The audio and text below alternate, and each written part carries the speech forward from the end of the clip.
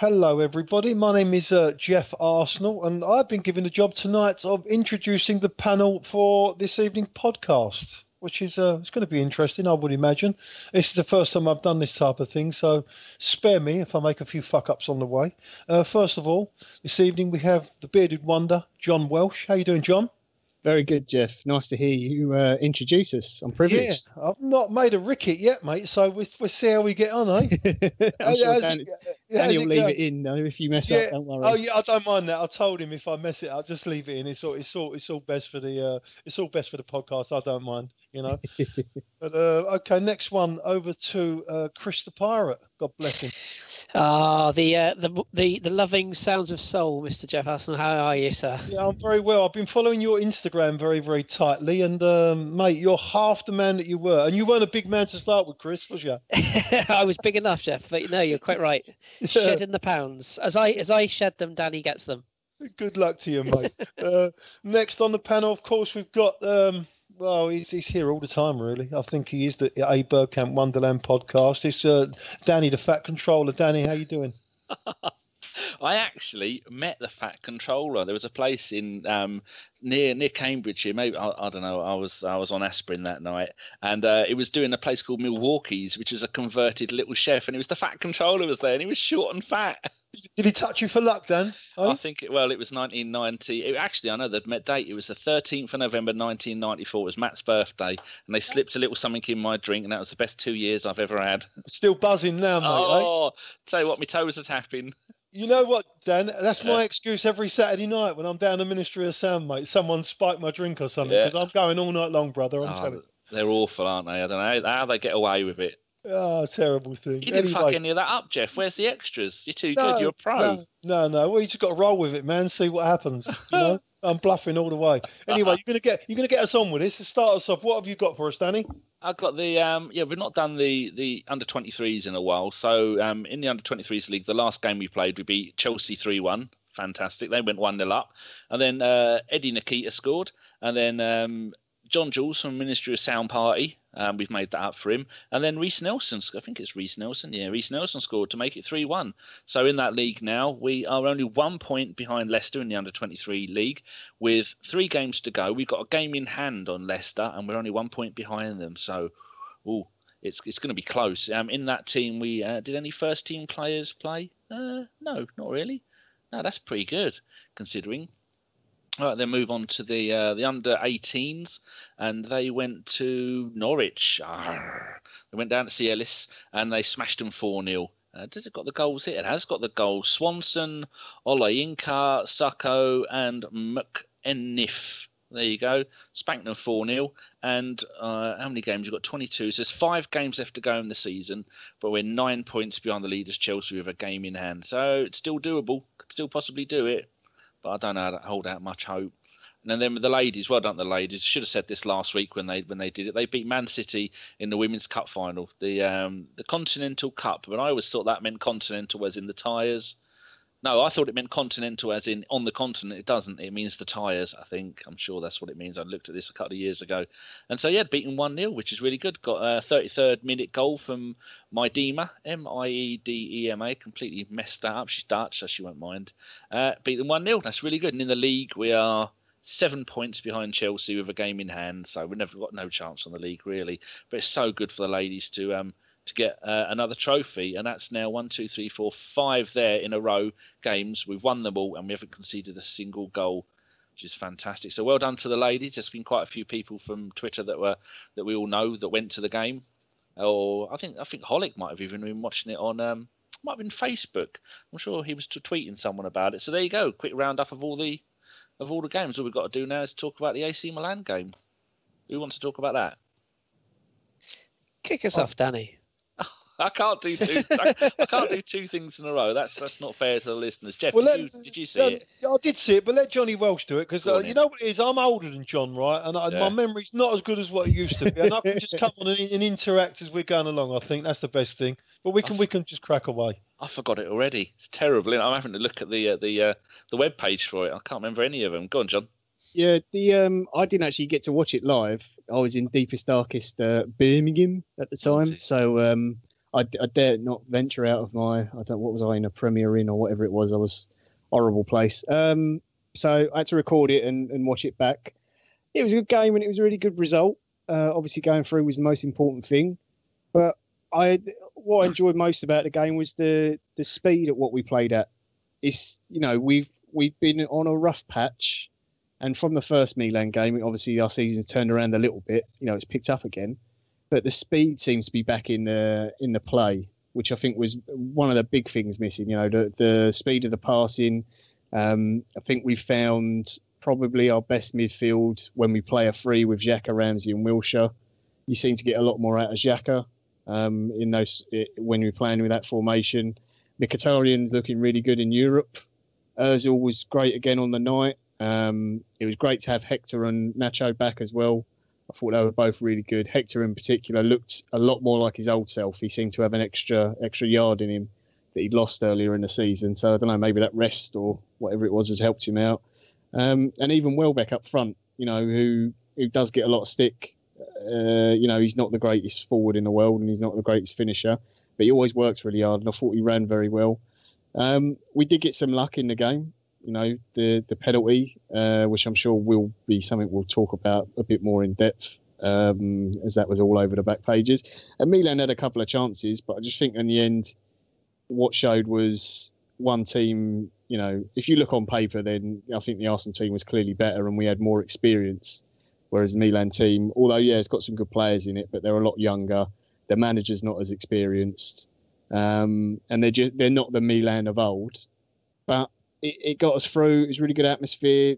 Yeah, there were still some empty seats at the stadium. You're always going to get that. But I thought, from what I got from watching, I obviously wasn't there at the game, the atmosphere seemed really good for it. The crowds really seemed up for it. And it's just a good buzz and a good positive vibe around again now. And hopefully we can keep it going towards the end of the season because we got I don't know if you want to say favourable draw, but compared to some of the other teams we could have got, I thought we got a decent draw. So hopefully we can go on and, maybe we can win it. We're into quarterfinals now? Quarters, yeah. Yeah, so I thought we did well, but I just thought most of the players on the night really did well. Ospina could have done better on the goal they scored. The thing I really liked was that when we went a goal down, we responded instantly. In other games this season, we have crumbled and really buckled as soon as we've gone a goal behind or had a bit of pressure. Yeah, we got lucky with the penalty, but the team instantly went up the other end and started pushing to get a goal back. Ramsey had a shot that Donnarumma saved just before the penalty as well. So I thought the players responded in the right way. So maybe their heads are in the right space now because they certainly weren't a few weeks ago. Yeah, I was lucky enough to be at the game, and it was a really, really good atmosphere. I think everyone was a little bit apprehensive, although we was 2-0 up from the first leg. We're Arsenal, mate. It's still never ever enough. We always find a way to do our best to fuck it up, and I thought we controlled the game really from start to finish. Of course, they had little periods where they was knocking the ball about.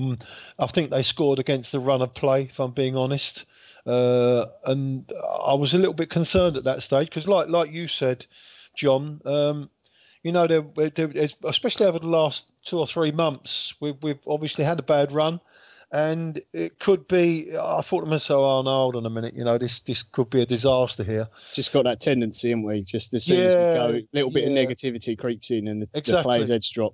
Yeah, a little bit. You maybe lack a little bit of confidence, a little bit of belief. But you know what? We like you said, we obviously carried on, went straight at them again, and we was fortunate, obviously very fortunate enough to score quite early after they scored. So that more or less, it was a great help for us. But the way we went on and completely dominated the game, and it could have been a couple more, to be perfectly honest with you, in my opinion. And you know what? At the start, when the tie was announced, I thought, my God, that's most probably, it's nearly, Milan at home and away. It doesn't matter really what.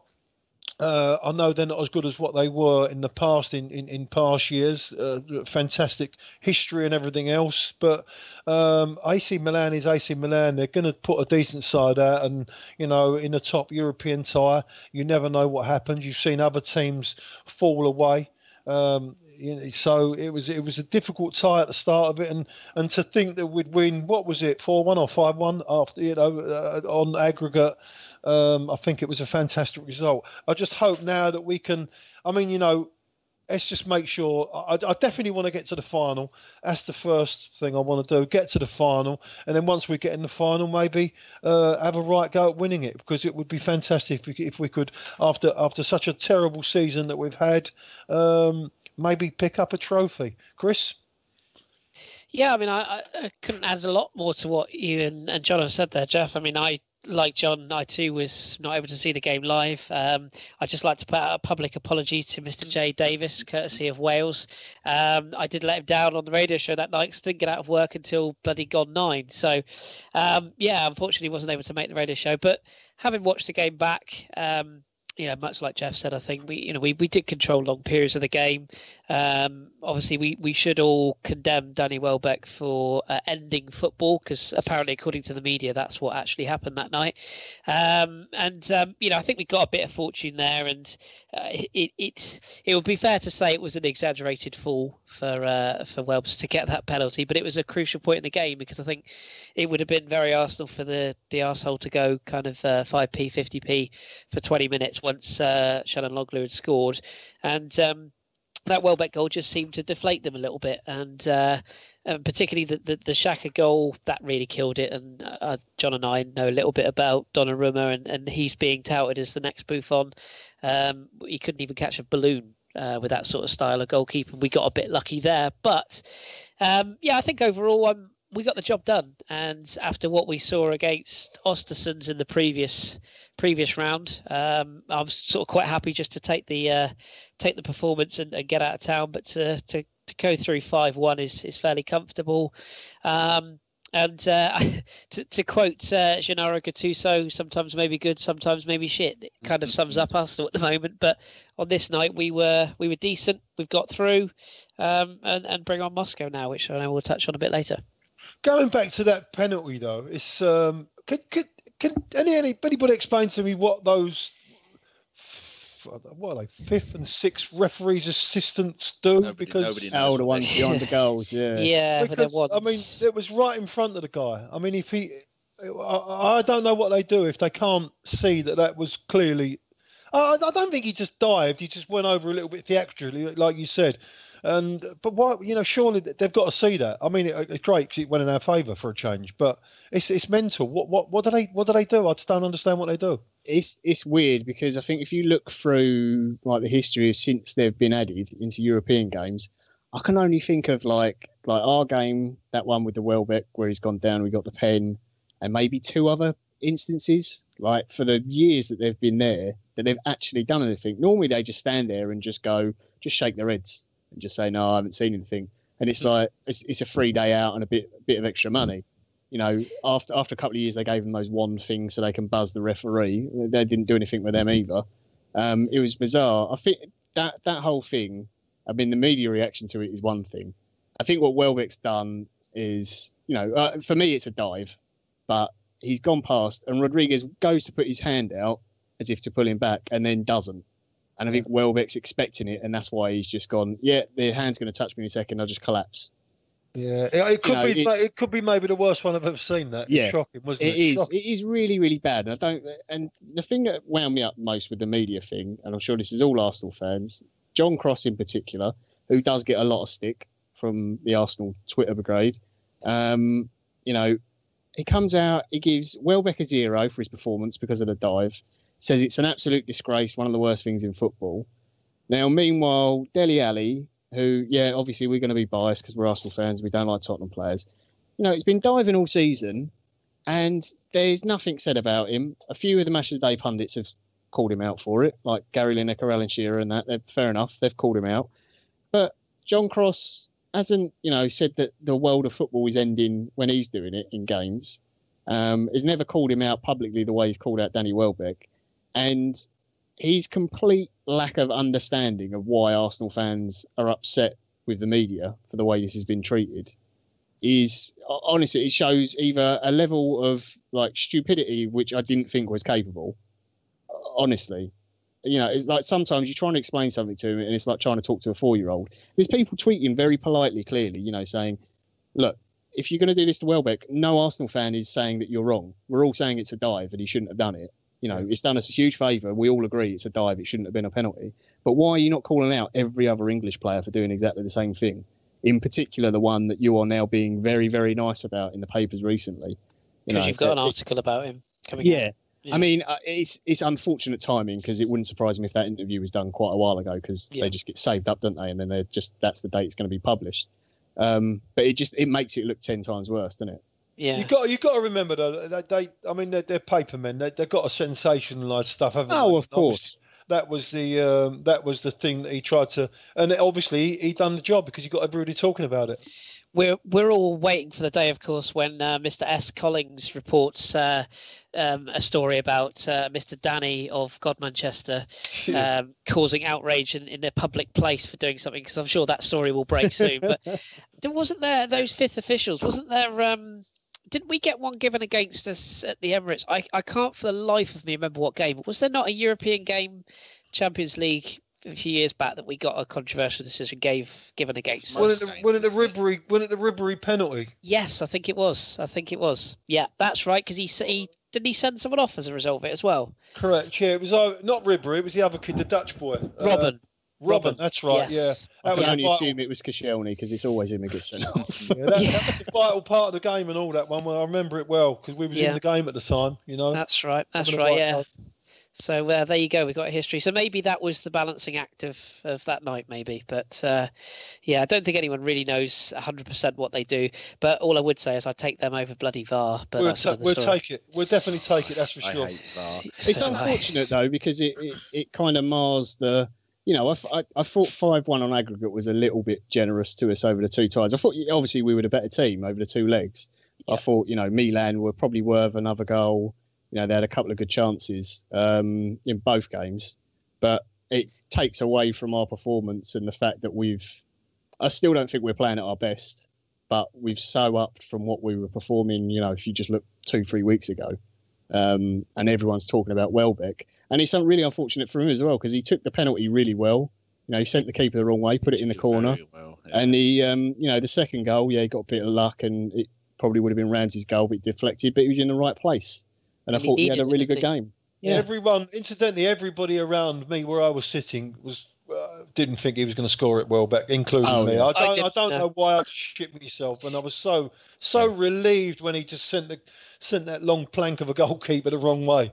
Brilliant. Relieved for him or for the game or both? Yeah, relief for me. I was just bottling it, I don't think anyone in that stadium was confident, and I don't know about you guys, but I'm never 100% confident when the player who gets taken out takes the pen. I don't know why, it's just a silly thing, but that should be the rule. If you're the one who gets taken down, you should be one who takes the penalty unless you go off injured. I always thought that was a bit weird. Yeah, just never. But you look at Milan. I don't think enough has been made about the fact that they were 13 games unbeaten, of which they won 10, and then we beat them at their place. You think, well, it might have been a fluke. And then they win away at Genoa. And then we beat them again. And then they beat Chievo 3-2 at home. So it's us. We have been fantastic. And when you consider the fact that Koscielny went off again, I think it's the third time this season that he's gone off injured at some point during the game. And then you think, we've only got Callum Chambers on there. And Chambers hasn't been getting the minutes. And then he comes in. The whole team rallied around. I think it's just absolutely fantastic that something has changed. So I keep going back to this question that someone sent us in 2 podcasts ago. He said, "Do you think the players are having secret training sessions behind fingers back?" And the bloke actually tweeted me to say thanks that I remembered it. But what a brilliant something! There is definitely something going on, isn't there? I do think. I just on that, Danny. I think one of the big things is some of the players. They know that they're definitely going to be there next season. They can't really get themselves out in a contract or whatever if they did want to go, whether that's true or not. I don't know. There's rumours about Bellerin and whoever, but they know if they don't win this competition, they're not getting Champions League football next year. Yeah. And that's what they really want to play in. That's what all of them want to play in. And I just think the Ludogorets game was kind of, we've done the performance away. The home performance was it was dreadful from us, and we thought we were already through, and we were lazy, honestly, and the players were lazy as well. I think when you tell someone, right, if you want Champions League, you've got to win this competition. Oh, and by the way, your tie is against Milan, regardless of how Milan are doing or where they are in Serie A. That's a huge game for any footballer because it's such a big club. Cool. And like, was it Maitland-Niles got to play in the first leg as well? Like being 20 years old and get to play at San Siro is unbelievable. Against Milan. Yeah, it doesn't matter what players Milan have got out on the pitch or where they are at the moment. That's still a huge moment in your career. And I just think that just makes you play better anyway. That's to take away. But when people come to Arsenal, that's the effect that every other team has when they come to the Emirates, isn't it? Raise the game. It's true. You see it. I think there's some teams, had that aura about them that you just kind of go, oh, well, we're not going to win here, so there's no point trying. And Ferguson kind of had that hold over some teams when he was at United. But I think now it's a lot more. Most teams now, including us, if you're playing against the big boys, you always up your performance. I think we've got a history of it, even when we've gone out in the Champions League in previous years. All our best performances have always been against the bigger boys. We may have gone out, but in spells in those games, we played some of our best football. Beating them all, beating Barcelona, Real Madrid, Bayern Munich, haven't we? So, we beat all them top teams. But you're right what you're saying. I think Danny said it about it doesn't matter what league you're in and stuff like that. You go on a 12 or 13, 14, 15 game run where you're unbeaten, right? Your confidence as a team is high and you fancy yourselves against anybody. And we really shook them when we went there and got that 2-0 win. That was an amazing performance, an amazing win. Given the circumstances of obviously where Milan had been, they had a poor start to the season, then they went on that unbeaten run, and it's a big thing to go out there and do that, You got to think, are they getting angry with Gattuso? Because at one point, he stormed back over to his seat, sat down, and immediately got back up again and stormed.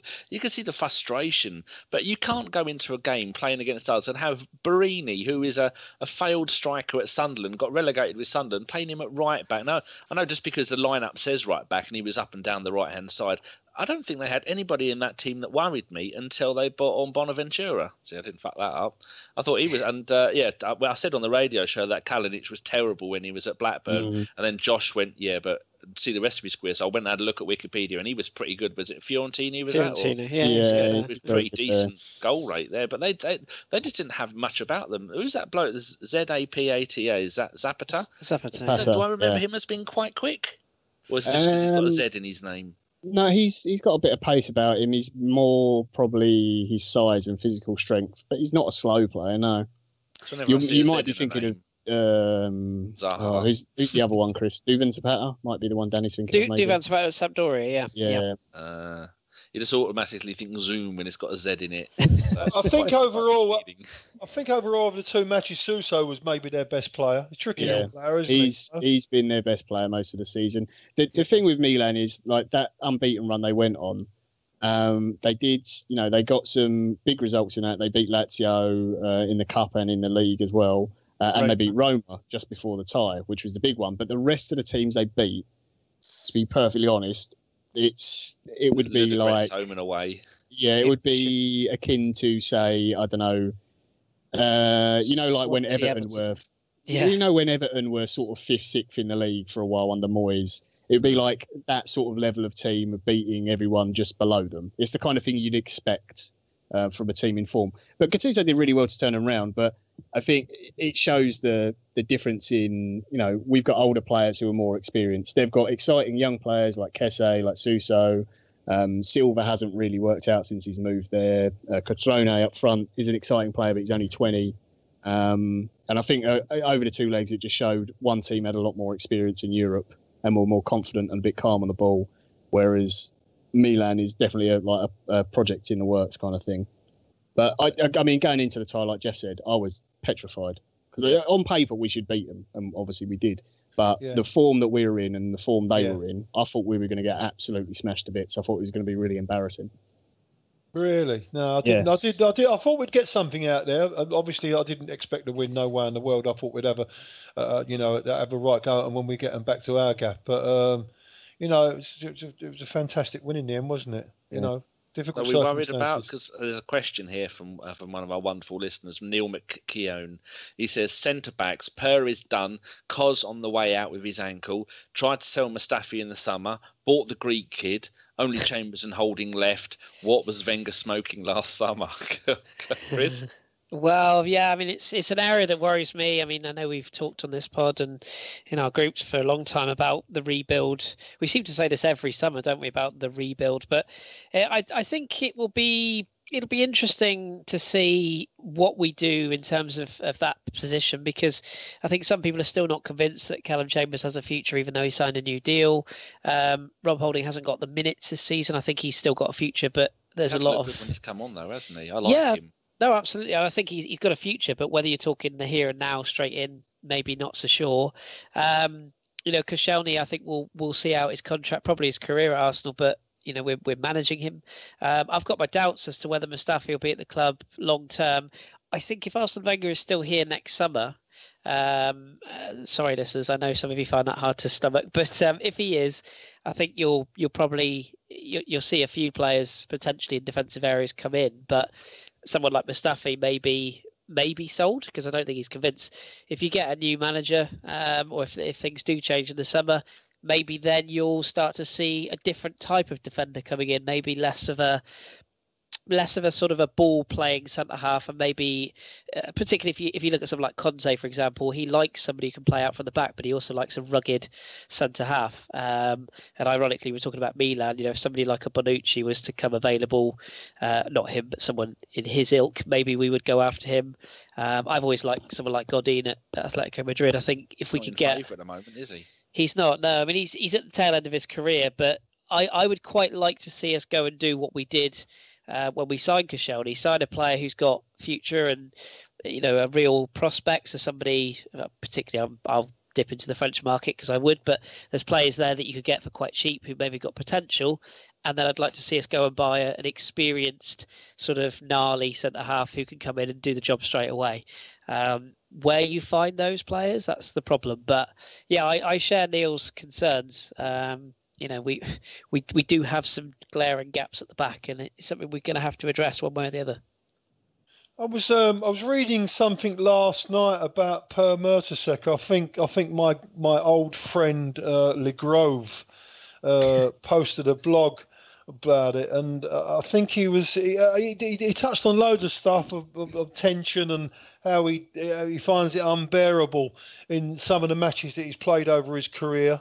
And something interesting, let me try and find it, that he said about at the moment, I think he alluded to that he doesn't really want to play anymore. He'd rather sit on the bench or in the stand. Yeah, there was a bit of a furore about that. Obviously, being an Arsenal player. What do you reckon, Kris? What do you think about it? Yeah, he gave. I don't know. I'm sure the article was. I think it was published by somebody or other.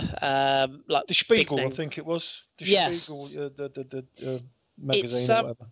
It's translated very well by our fellow podder, Mr. Arseblog. If you go on his site, I think he's got the quotes on there, and it's all been translated. And like you said, Geoff, yeah, Mertesacker talks about being sick before games, that he had real issues with his mobility as a child because of his size and sort of ability to play games. And he's basically, as you rightly said, he's kind of just said that he'd rather be in the stands and a watching brief than put his body through more pain. And as you say, I think some of our fans sort of went after him a bit for that. I think it's quite honest. I think the Nottingham Forest game was probably that was the realisation that his career was done. That was his Gary Neville moment, wasn't it? Yeah, it was. And I suppose the only argument you could have, and this probably would fall on Arsene, is that if that was the case, Arsene's not stupid. He would have known that was the case. Why not then in January go and get somebody of the Silvestre signing ilk, somebody on loan just to do a job to the end of the season, that kind of thing. So that would be the only failing that you could put on Arsene and the club. But yeah, in terms of Mertesacker, I mean, that FA Cup final will be what he's remembered for, coming in at the last minute and guiding us to a cup final. But yeah, I mean, if your body's not up to it, he's still a leader in the dressing room. That much is clear, much like Arteta was when he wasn't playing. He was still a leader in the dressing room. So it's good to have him, keeping him around. And obviously he's got the kids to look at developing next season. But his playing days done, and the interview, if you haven't seen it, it's really enlightening to what it is like as a footballer. And I think he touches on a few other subjects. I think he might have mentioned the death of Robert Enke, that's it, yeah.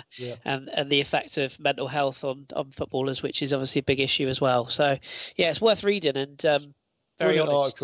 Brilliant article. Very, very honest. I'm not sure whether or not he should have said that he'd rather be in the stands. Maybe it was a little bit lost in translation or something. Maybe he didn't mean that, he doesn't really want to play anymore, but he don't mind if he doesn't play, if you get what I mean. If he's called on, no doubt he'll play, but I'm not sure. I can't imagine surely he'd want to play football, wouldn't he, at that stage? Yeah. He's a World Cup winner. I mean, anyone that criticises him for what he's done in his career, I mean, show me your medals, man. Show me your medals. Exactly what I was going to say. Exactly.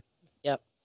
I did think it was a bit weird that in the League Cup final he was on the bench when Big Bob Holding wasn't on the bench. I think that might have been as a nod to him that maybe pick up another trophy for all of his years' service. I thought that was quite nice, but also a little bit risky. I know we Listen, mate, let me explain to you. What he did for us in that FA Cup final, mate, I would forgive anything that he's ever done in the past. It's just the performance he put on was absolutely unbelievable. And Big Bob as well. Yeah, everyone was shitting themselves, thinking, no, we've got him, the cart horse at the back, and everyone, how wrong we were, Brilliant. And a memorable day that will still go down for me as I think one of Wenger's top 3 games ever. What a way that would have been to quit. The memories. I don't know. I think we might have another cup in us yet, mate. That'd be the way to go, wouldn't it? A European trophy, and that'd shut a few up as well. It would shut a few up, mate. I would love to see it. I really would. Yeah. Well, what else are we going to talk about? The draw.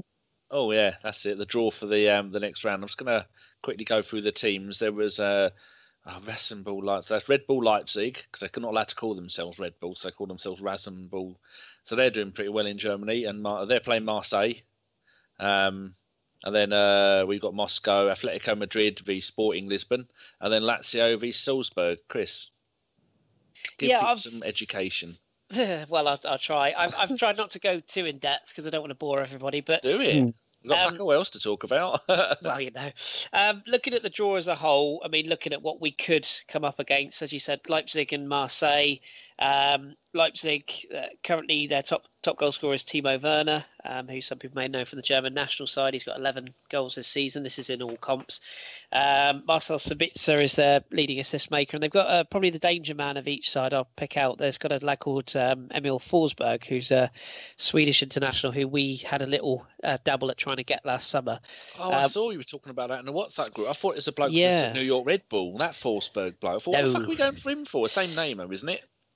Same note. He was the leading assist maker in Europe last season. He struggled with injury this season, but he's a diminutive little, sort of almost like a combination of Bobby Pires and Freddie Lundberg, but not obviously to that level. But he's one of those. Yeah, naturally. But yeah, he's a wonderful player, and I think a lot of teams will be looking at him in the summer. As for Marseille, for them, it's all about Florian Thauvin, who's got back into the French national side after he left Newcastle. He's got 16 goals and 10 assists in Ligue 1 this season. He's been superb. Dimitri Payet hasn't been as good, but he's the leading assist maker behind him with 8. And they've got Valère Germain, who's probably their danger man, who's a centre forward, played for Monaco last season. So both of those two sides will be dangerous. Marseille are a little bit clown car. You never really know what you're going to get with Marseille. They're all sort of up and down. Leipzig would be, for me, a danger side. They put out Zenit in the previous round, and they won in Zenit. So I think they're a side that we'd want to avoid. Speaking of sides we want to avoid, Atletico Madrid drew Sporting Club de Portugal, Sporting Lisbon, as you and I might know them. Antoine Griezmann is clearly their key man, 17 goals, 8 assists this season. Koke next on the list with their assists. He's got 4, but probably for me, I don't know if John might agree with this, Saul, who's sort of a deep-lying creative playmaker for Atleti. He's the one I would worry about in terms of midfield area. As for Sporting Club, they've got Bas Dost. John might remember him from his Gladbach days. Oh, yes. He didn't really tear it up in Germany as such, but he's doing a lovely old job for Sporting this year. 23 goals in all comps, so he's having a lovely time. kind of a big hulking great centre forward, decent touch, so he would be a worry against our defence, I think. Gelson Martins, who's one of Europe's sort of up and coming playmakers, 6 assists for him, and a player that a lot of people won't have heard a lot about, or probably won't know a lot about, actually, is the star man for Sporting, a lad called Marcos Acuna, who I think, from memory, I'm just looking now, is Argentinian. Yes, he is. He's 26. He kind of plays in that number 10 role, just creative, pulls the strings. He's played more minutes than most for them in Europe this season, so he'd be one to watch. And the other tie is Lazio Salzburg. John will know a bit about Lazio. Luis Alberto's rather surprisingly their top scorer this season with 9. Just one clear of Ciro Immobile, which Dortmund fans maybe won't remember, but a lot of Italian football fans will. He's kind of their leading marksman up front. 2 key players for them, though, Selad Lulic and Milinkovic-Savic, who John and I both love a lot. He's likely to be a £100 million player this summer when he shifts on from Lazio. He's openly said he wants to move on. One of Europe's top midfielders. He'll be wanted by a lot of clubs, so he'd be one to keep an eye on. And then as for Salzburg, they are the other kind of ex-Red Bull side, if you will. We got a player called Dabur, who's their top scorer, 16 goals this season. Berisha, their midfielder, he's got 7 assists in all comps. He's a decent little player. And I've picked out for Salzburg, there's a player who's he's attracting a lot of European clubs' kind of gaze, if you will. But again, another player who a lot of people won't know about. He's a German midfielder by the name of Jarbo, who's kind of, again, their deep line playmaker, Reinhold Jarbo. He's played a lot of minutes this season, played in Germany for a number of seasons, didn't really tear it up. Went on loan to Salzburg, had a good time, and he's come back this season. Couple of goals, 5 assists, and he just kind of makes them tick in that holding midfield role. So he'd be one to keep an eye on as far as clubs looking up for a bargain this summer. And I'll just round it off by looking at our opponents. CSKA Moscow. Just pulled out a couple of bits for you. Obviously dumped Lyon out in the previous round. The final's going to be held in Lyon Stadium, so that was a real surprise. I don't think anyone saw that coming. They line up generally in a 3-1-4-2 formation, so they've kind of got the 3 centre-backs with a player just in front. That's how they played against Lyon.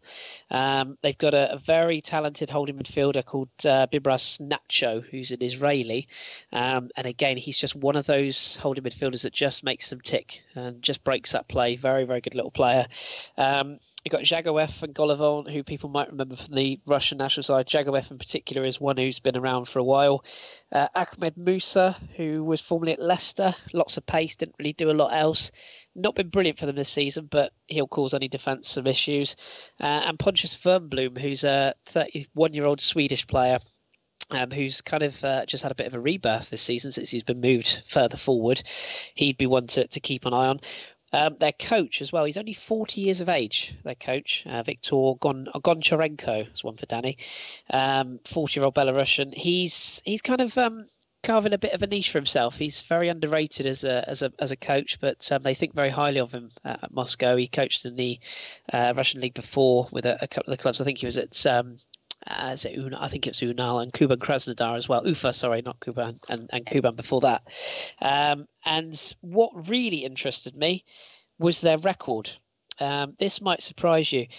Since in their record of European competition, going back, only 4 defeats and 25 at home, the VEB Arena. So you expect Russian sides to be pretty decent in their home games. But what really surprised me was in their away games, since 2005, which is 19 ties, they've only lost 4 games away from home. Usually, Danny, you'll remember this well with your encyclopedic knowledge, most Russian clubs don't travel well. CSKA kind of buck the trend a bit. They're not too bad. They've only beaten English clubs twice. They beat Aston Villa in 2008-09 in the UEFA Cup 2-0. And you probably know what's coming here. Who was the other club they beat in Europe? Yeah, you can guess it.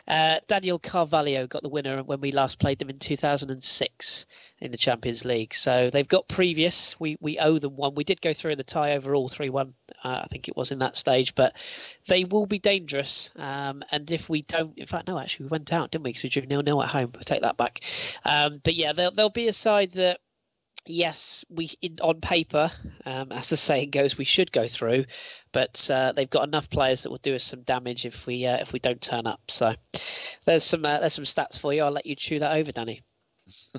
Geoff, did you want to say something? Yeah, Kris, do you know, has their league season started again? Don't they have a break and all that at the moment because of the weather?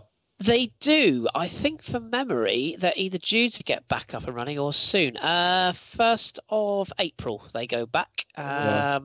They played. We've got to have an advantage, and surely at that stage, you know that you're playing competitive football. I mean, no doubt they do play friendly matches or something to keep them in trim, but we've got to have an advantage. And what about have they got a grass pitch or a plastic pitch? I can't recall.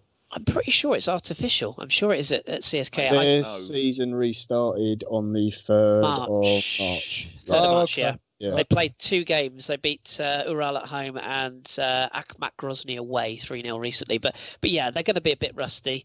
And I think from memory, I'm sure it's a plastic pitch. I'm just trying to find. Oh no, it is classed as grass, so I take that back. Okay. Yeah. Is it Dynamo Kiev that maybe a plastic now? But yeah, so grass pitch. Was it 30,000 capacity? It's quite a tight ground. I think we're at home, aren't we, first? We're at home first on the 5th, and then the away leg is on the 12th of April. You don't really want to be going to Russia needing something. That would be my thoughts on that. I think we need to be trying to put these away early and sort of go back knowing that we're at least a couple of goals clear, if at all possible. I don't think that's Arsenal though, Kris, is it, mate? We always go to the wire, mate. If we go through, always they put us through it. Very, very true. That's my only worry. But no, I think they're definitely beatable. I was one of the few people that kind of wanted Atletico Madrid because I think over 2 legs we can beat them. I do worry if we end up with them, if we were to get to a final. That's where Simeone comes into his own. So what do you think about that draw, John? Have you got any thoughts on any of the clubs?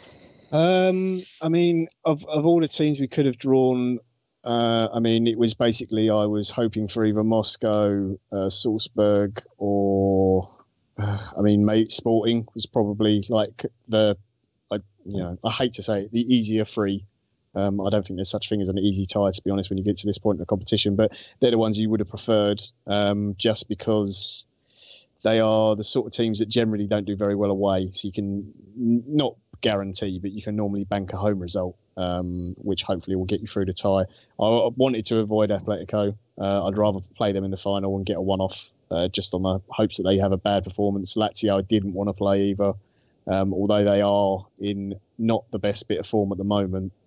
They have been scoring goals for fun all season. And Leipzig, I've got no idea because they've been up and down. They didn't perform as well this season as they had last, but they did just beat Bayern at the weekend. And they played against Bayern like they did all of last season. Very aggressive, very tenacious, and they're the sort of team that would cause us lots of trouble. If we get the result in the home leg, then hopefully we'll go through. There's the big question about, I know some people were asking, like fans, about whether for travel and stuff, because of everything that's going on at the moment between the UK and Russia and all that nonsense. I don't know how it's going to be, like getting tickets wise. I don't know if you've seen anything with it, Geoff. No, it's very difficult. You've got to have all kinds of accreditation. I think you've got to have some kind of invitation from the hotel or wherever you're staying. It's just tricky, mate. And everything's just, I'm not sure they want us to be there. And if I was I'm not going to go. If it was anywhere else, I would have gone. I was gutted that we were out in Moscow because I would have gone anywhere else. I normally go these rounds if we get into like the quarters or the semis and stuff like that. But if I was going out there, mate, I'd definitely take my own ham sandwiches or something. I wouldn't be eating out there. If anyone who's listening is going and manages to get tickets and stuff, and because I saw some people saying you need visas and all sorts, just make sure you've got all the proper documents, and when you are out there, just be a little bit careful. And that's not to, I'm sure we might have some Russian listeners. That's not to say Russian fans are any worse than others. Just it's not a pleasant climate at the moment between the two countries, and football fans are an easy target for. Isn't it so typical that Arsenal would be the ones to draw? Be the first. I saw some rumours that they were saying, oh, maybe UEFA will step in and they'll move it to a neutral venue, but I can't see them doing it, to be honest. It's too short notice. No. I can't see them changing the date of the tie or anything like that. They said the same thing about the World Cup, didn't they? So I think it will still go ahead. Hopefully things would have quietened down by there. And, I hope some fans could get to go out there. Moscow's a place I'd love to go, and visit. I bet it's amazing going out there and seeing all the architecture and everything else. But yeah, if you do go, just be a little bit careful when you're out there. Look after yourself. Wear a hat. Do you think if we get to the final, when we play Atletico Madrid in the final, that we should play Big Bob Holding against Costa again? Yeah, that'd be something, wouldn't it? I think I share John's concerns about Atletico, of course, but Leipzig are the one I really worry about. I watched them, as John mentioned there, against Bayern on Saturday, and they looked back to the sort of the free flowing Leipzig that they were previously, and I do think that they're going to look at this as a real opportunity to put themselves on the map. They're not going to win the Bundesliga. Obviously, Bayern have got that wrapped up all but name. But I think Leipzig are going to look at this a lot like Arsenal will and think, you know what, there's not a lot of teams that we can't beat here, and they're a new club. Obviously, all the issues that they have to encounter going around Germany of being a fake club and a plastic club. I can imagine the Red Bull franchise would be quite keen on adding silverware to their name. The manager, Hasenhüttl, is really building a sort of a CV for himself. He's wanted across Europe, and they've got some very, very good players, and that would be the one that really worries me a little bit. Atletico Madrid are the obvious one, but I don't know. Just Leipzig are very quietly going about their business. So good style of football as well, John. Chris. Yeah, they're good to watch. Naby Keita, who Liverpool fans are getting excited about, is one that makes them tick. Mentioned Forsberg. Timo Werner's very much the underrated player for the German national side. They've got a player that I really, really like, who's predictably French, but Upamecano. I think that's how you pronounce it, Upamecano. He's Umpa, indeed, the centre back. He's a monster of a man, and they are really well organised. And I don't know, they're just one of those sides that I really wouldn't want to draw. And they got pace in both sides as well. If Wenger did give up his post at the end of the season, is the guy a type of manager you'd have at the Arsenal? Have a punt? It's hard to say. I mean, I suppose he's classed as unproven. What he's done there has been fantastic. Absolutely. I mean, he's a 50-year-old coach. He managed in Austria briefly before. He's managed Ingolstadt as well. Did a good job there for memory. He's a very sort of Wenger-esque appointment. If you went that way, I think he's the sort of guy that would be there for a while, that would build a bit of a legacy. I don't know whether that's the way we want to go. But I think, John, you might know a bit more about this than me as well, but I think he and the lad at Hoffenheim, whose name escapes me, Nagelsmann, they are the two big coaches in Germany. I think the only other one that is interesting in terms of coaches in the Bundesliga is the guy at Schalke, the Italian German. That's the Badger. So they're the three big names in Germany. The only thing with Hasenhüttl, I think, is just that unproven element at a big club. That's the only worry. But yeah, he's very much like an Arsene type of appointment. I mean, that is my big worry, with regard to obviously whoever takes over from Arsene Wenger, is that we at least try to play the same type of football. It would break my heart if we got like a Mourinho type of Simeone. Oh, yeah. I know he's been successful, Simeone, but fucking hell, mate, come on, it's dull football, mate. He goes out there not to lose a game rather than to try and win a game, and that's one thing that you must give Wenger credit for. He does like to try and entertain. All right, we might try and outscore teams and get thumped every now and again, but at least he tries to play the right way. That's in my opinion, anyway. Yeah, the links to Maitland-Niles and Sven Raul Sanehi as well. I mean, that's going to be interesting because they're going to be two guys that are clearly very across the German market already. I think Raul had quite a lot of dealings with scouting German players even when he was at Barcelona. So it does seem to fit. I suppose it depends on how well how well Red Bull go, because he's going to be paid a lot of money at Leipzig, I'd imagine. So, but his ambition. He's quite involved in the scouting as well and the choice of players. I think that's the question mark, that sometimes you get a manager who's very good at developing players, and then you wonder, can they improve players that are already, established? Which I think is sometimes, lots of people are talking about Jardim at Monaco, who's done really, really amazing things with lots of young players. And lots of people go, well, can he do it with established stars? Is the question mark over him, which I think is kind of stupid. I just think he's a very good manager. Who is another one I would consider. The one thing about Hasenhüttl is just his age. Is the only thing that puts me off a little bit. Not, I think you can be excited. I'm going to be a bit of a hypocrite because I really like Sarri at Napoli, who's older. But if we were going to get a new manager, and it's going to be a long-term one, whether we do that or not, I don't know. But if we were, I'd rather get a younger guy. And I'd be looking... How old is he, John? Hasenhüttl. 50. Is he 50? Yeah, he's 50. So, I mean... Fuck's sake. I'm 54, mate. Give me a chance. Geoff in. Although saying that, Sarri didn't manage a Serie A club until he was 50. Late bloomer, wasn't he? Yeah, so he was always Serie B, Serie C manager. But yeah, I mean, there's always exceptions to the rule, and I do like the way Leipzig play. But they went out and identified certain players, and I think he then just went, right, I've got these players. This is the style of football I've got to play. Rather than necessarily having this is the way I want my team to play, so I'll go and get these players. He was kind of given players, and that is what you do.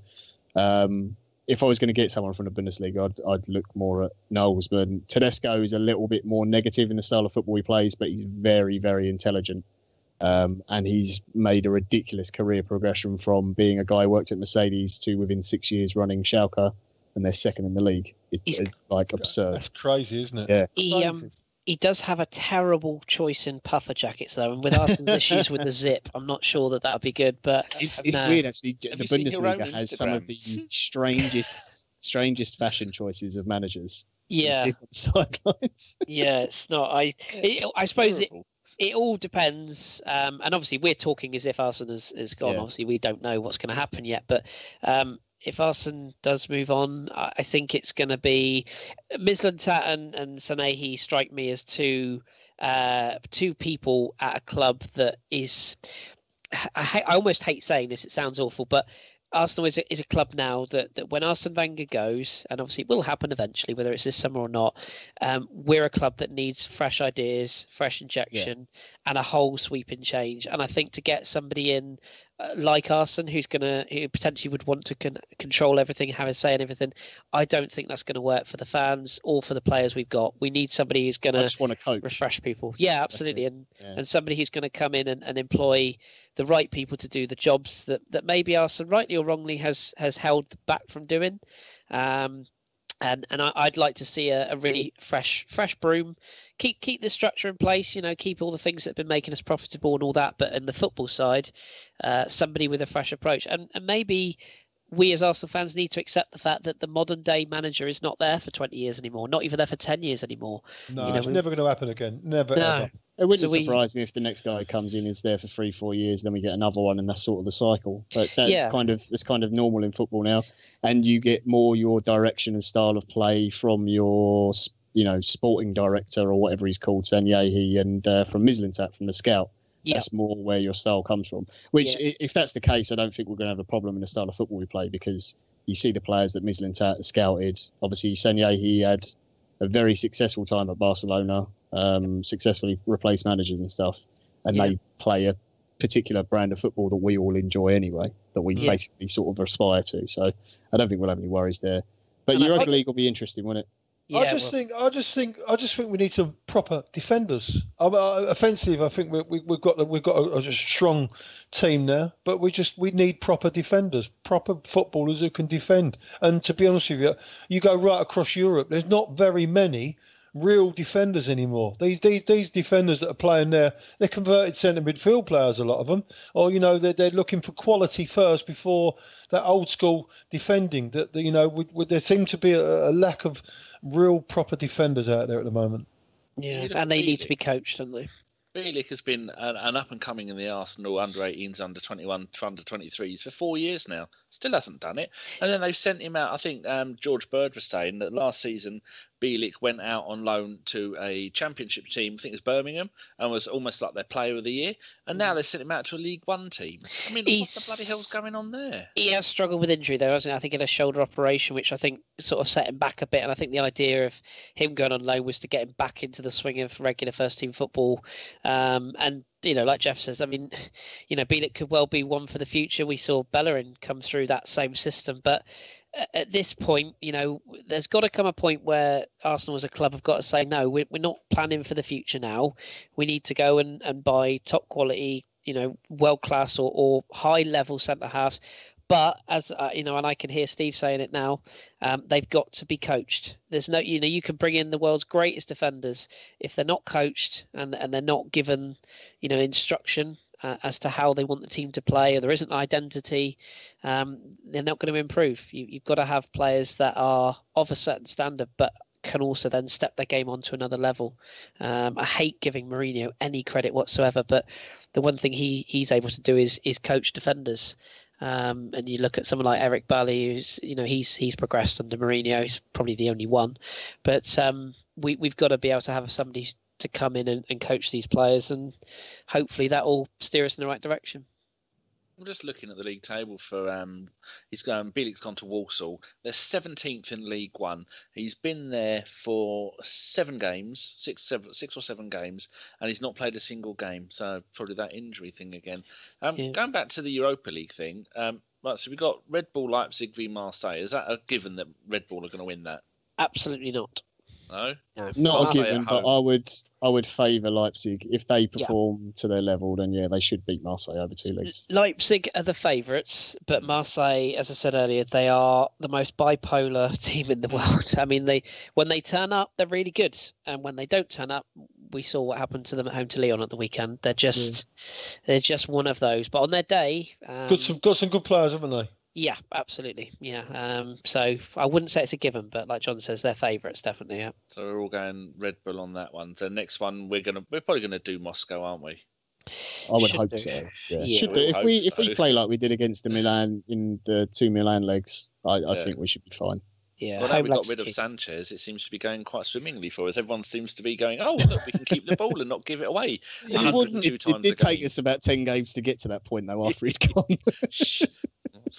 We mustn't concede a goal at home. That's the most important thing. Even if we win 1-0 or even a 0-0, I think we can score away, but we mustn't concede that away goal. It's so dangerous, isn't it? And don't underestimate them at home. To go to Lyon and win 3-2. I know Lyon are a little bit up and down, but this is their season. It was the finals in their stadium. They were all for this. They thought they'd done the job when they went to Moscow, and then they came at home and lost 3-2. I mean, any side to score 3 away from home is good, but a Russian side on their travels, you don't see that often. So, we don't want to be conceding at home. I completely agree with Geoff there on that one. So, Atletico v Sporting Lisbon. Sporting are currently 3rd in the Atletico and Nos, isn't it? Yeah. Yeah, they'll strangle that tie and win it 1-0 on aggregate. Tough tie that though. Don't worry about that. It's a tough old tie, isn't it? Yeah. Sporting, every typical Portuguese team, they can't play away from home. No, I agree with that. They're not true. Is the first leg? Is that first leg in Spain or Portugal? The first leg, I think it's going to be in Spain. In Spain, yeah. 1-0 at home, and they'll strangle the life out of it 0-0 away. I bet you any money. Crazy when you've got Griezmann and Torres and Costa playing up front, and some of the other players they got. You think, the thing that's funny about that's why I don't want him at Arsenal. When you watch them, is they're obviously very defensive, and people complain about being negative. I mean, I really like it because I love watching defenders smash the fuck out of people. But what amazes me is that they do that and then they score like 1 goal in the game. But it doesn't matter if it's 1 goal or 10 goals. All their goals are amazing. They're all really, really good goals. Yeah. And sometimes you just go, oh, if you just played a little bit more football, you'd be like one of the best teams to watch in Europe. Yeah. And sometimes as well, I think there was a game in La Liga recently I watched, they scored in the 3rd minute. I think it's Griezmann who got the goal. And then they just went, right, that's us done. Thank you very much. And they literally did nothing for 90 minutes. And they scored the 3rd minute. They could easily have pushed on and put the time beyond doubt. That's a great ability to have as a club, though. Oh, If absolutely. if you're a player and you've scored a goal in the first couple of minutes and you know that that's it, that's like that was like 1-0 to Arsenal. Yeah. That's peak It's like the Arsenal old George under Graham Graham. days. Yeah, absolutely. So if we want the George Graham days back, do we get Simeone as manager? Because I personally wouldn't want him. Yeah. Did anybody here want him? I wouldn't mind him. I'd take him just because he's nuts. Just because you want to see people do get think hurt. there's also the side of me that sometimes thinks our players have got a little bit too nice at the training ground, and I'd like Simeone to just walk in day one, just give them all a slap in the bollocks, and Stick a few fucks into them, that's for sure, wouldn't he? And you know what? It would be. I mean, I love Wenger, as you well know. I don't think it needs to be said. I noticed, Geoff. But quiet. But I do. I would like to see somebody come in, and one thing you would get with someone like Simeone, they'd be totally organised, because you see Madrid. They're like you say, when they go 1-0 up, the other teams must think, fucking hell, we've got a job on here, because this mob, they know how to defend. They're so structured and so disciplined in how they defend. It's just incredible, and with so much energy. And it's good to watch the defensive part of it, but you know what? You need to go forward a little bit. You need to be entertained, don't you? I mean, you pay. Yeah. You want to see something. if I was going to watch games every week, that'd do my head in. I wouldn't want to pay to watch that. He's destined for Serie A, isn't he, John? I mean, we said it for years. I think when Inter put the call out, I think that's where he'll end up. I mean, weirdly, yeah, me too. I mean, weirdly, I could see Simeone actually managing Milan if the job came up. I don't think he'd be that fussy. I know he's an Nerazzurri man and fan, but he doesn't strike me as the sort of guy that would have sentiment. If the job was right for him, he'll go, and his style would be, he would be absolutely perfect for certain Serie A teams if they were looking. So I think he's realistically, Griezmann's probably going to end up at Barcelona next year. I can't see him sticking at Atletico for much more than one more year. So, yeah, there'll be interest for him, but not my cup of tea, if I'm honest. And the final game is Lazio at home to Salzburg. Lazio. Salzburg, eight points clear in the Austrian league. But, I mean, wasn't there something in the press that Lazio was saying they're only sending out their reserve players, but he still expects them to go out there and win? He got really angry when they lost the first leg, didn't they? Yeah, he got very, very upset. Weirdly, one of the managers who hasn't been spoken about highly enough, I don't think, is Inzaghi at Lazio, who is someone I would actually take a punt on. He's done a really, really good job there. If anyone's listening who doesn't know who that is, that's Simeone Inzaghi, not Pipo, not the man who was born offside. It's Pipo's brother. Although Pipo is doing quite well is he in Serie B now? Isn't he? Yeah, I think he is now, yeah. Not Verona, is it somewhere? Yeah. But no, I would expect Lazio to go through that. They've gone through a little dip. Sorry, go on. No, go on. You carry on, John. They've gone through a little bit of a dip in the league, but they've got some really good players, like really, really good players. Ciro Immobile's found his form again. It's 24 goals for the season, I think, something like that already. They've got Felipe Anderson, who doesn't play anywhere near as much as he used to, because he's gone down the pecking order, which is amazing considering how, he was off to Barcelona, I think, last year at one point, wasn't he, Kris? Milinkovic-Savic, who Kris has already spoken about, who's, I think, PSG bound, is the favourite at the moment. That way, particularly if Verratti goes, he's a ready-made replacement. Yeah. 100 million plus player who about a year ago I was like, go get him for like 25 million. No one's talking about him yet. Absolutely. But yeah, they've got really good players. Stefan De Vrij in defence. They've got Duvan Basta, who I think is really underrated fullback, although a bit older now. Caceres, who is at Juventus. Strakowska, the goalkeeper, is very, very good as well. They're just a very accomplished team. And a player who people will remember, Lucas Leiva, the old Liverpool midfielder, who's turned up there and he's kind of reborn. He's done really, really well there at Lazio. And again, it's another big club. Do you know what's the bookies? Who's the favourites? Arsenal, Lazio, and I would imagine Atleti. Odds-on favourites. Yeah. I mean, I listened to the Totally Football show this week, and they were talking about, and they said, Arsenal got a good tie, Lazio probably got a decent tie, and Atletico did, but they were all saying it feels like a strange procession to Atletico just picking up the title, and everyone else is kind of there for the ride, which I do kind of get because they are so good in cup competitions. I'm just seeing if I can find the odds here. Oh, here we go. We're not too bad in cup competitions though. Usually. Recent years we've done very well. Yeah. I've only got it for the Lazio Salzburg one, 69 to 100 for Lazio to win. Not sure what that means. Why can't they just put it in fractions? I don't know if we had this question asked or not. I don't know if this has come up before. I'm sure it has. But if somebody said to you now, we can end the season, you finish sixth, but you put all the resources into the Europa League. I mean, would you guys be comfortable with us losing, most of the games to the end of the season in the league? Or, I mean, I know it's momentum, but is it all eggs in one basket situation? Yeah, I put all the chips on the Europa League for sure. There's no doubt about that. Because at the end of the season, right, all right, if we finish, I don't think we're going to finish lower than sixth. I think sixth will maybe be it for Arsenal this year, unfortunately. But if you can bag that Europa League, it's for me. I still think it's a successful season. It's easy for you to say, Dan. But a trophy again, isn't it? Yeah, and a trophy. You can't be out of that. I mean, it done Man United last season, didn't it? So hopefully it will do the Arsenal this season. Yeah. Atletico are 13-10. Arsenal are second favourites, 5-2, and then it's Lazio, Leipzig, and then Marseille, Salzburg. Then who's it? Sporting, Moscow are 33-1. Yeah, bookies, and you never see a broke bookie there. True that. No. So then the semi-final, it's going to be probably Leipzig, Arsenal, Atletico, and Lazio. Oh, hello. Lazio. I've developed a lisp. Well, the semi-finals are drawn out of a hat as well. Yeah, it's random, so we can get anyone. We can get Warm. We'll get Petr Cech to go and do it. He didn't look too happy when he pulled out Chelsea. Man United Spurs, wasn't it? Don't forget as well. We've as a man that I certainly haven't because I love him. We've all forgotten that Lacazette's close to fitness. That's going to give us quite a boost going into that semi-final. Nothing against Danny Welbeck, but I know who I'd rather have leading the line in that competition.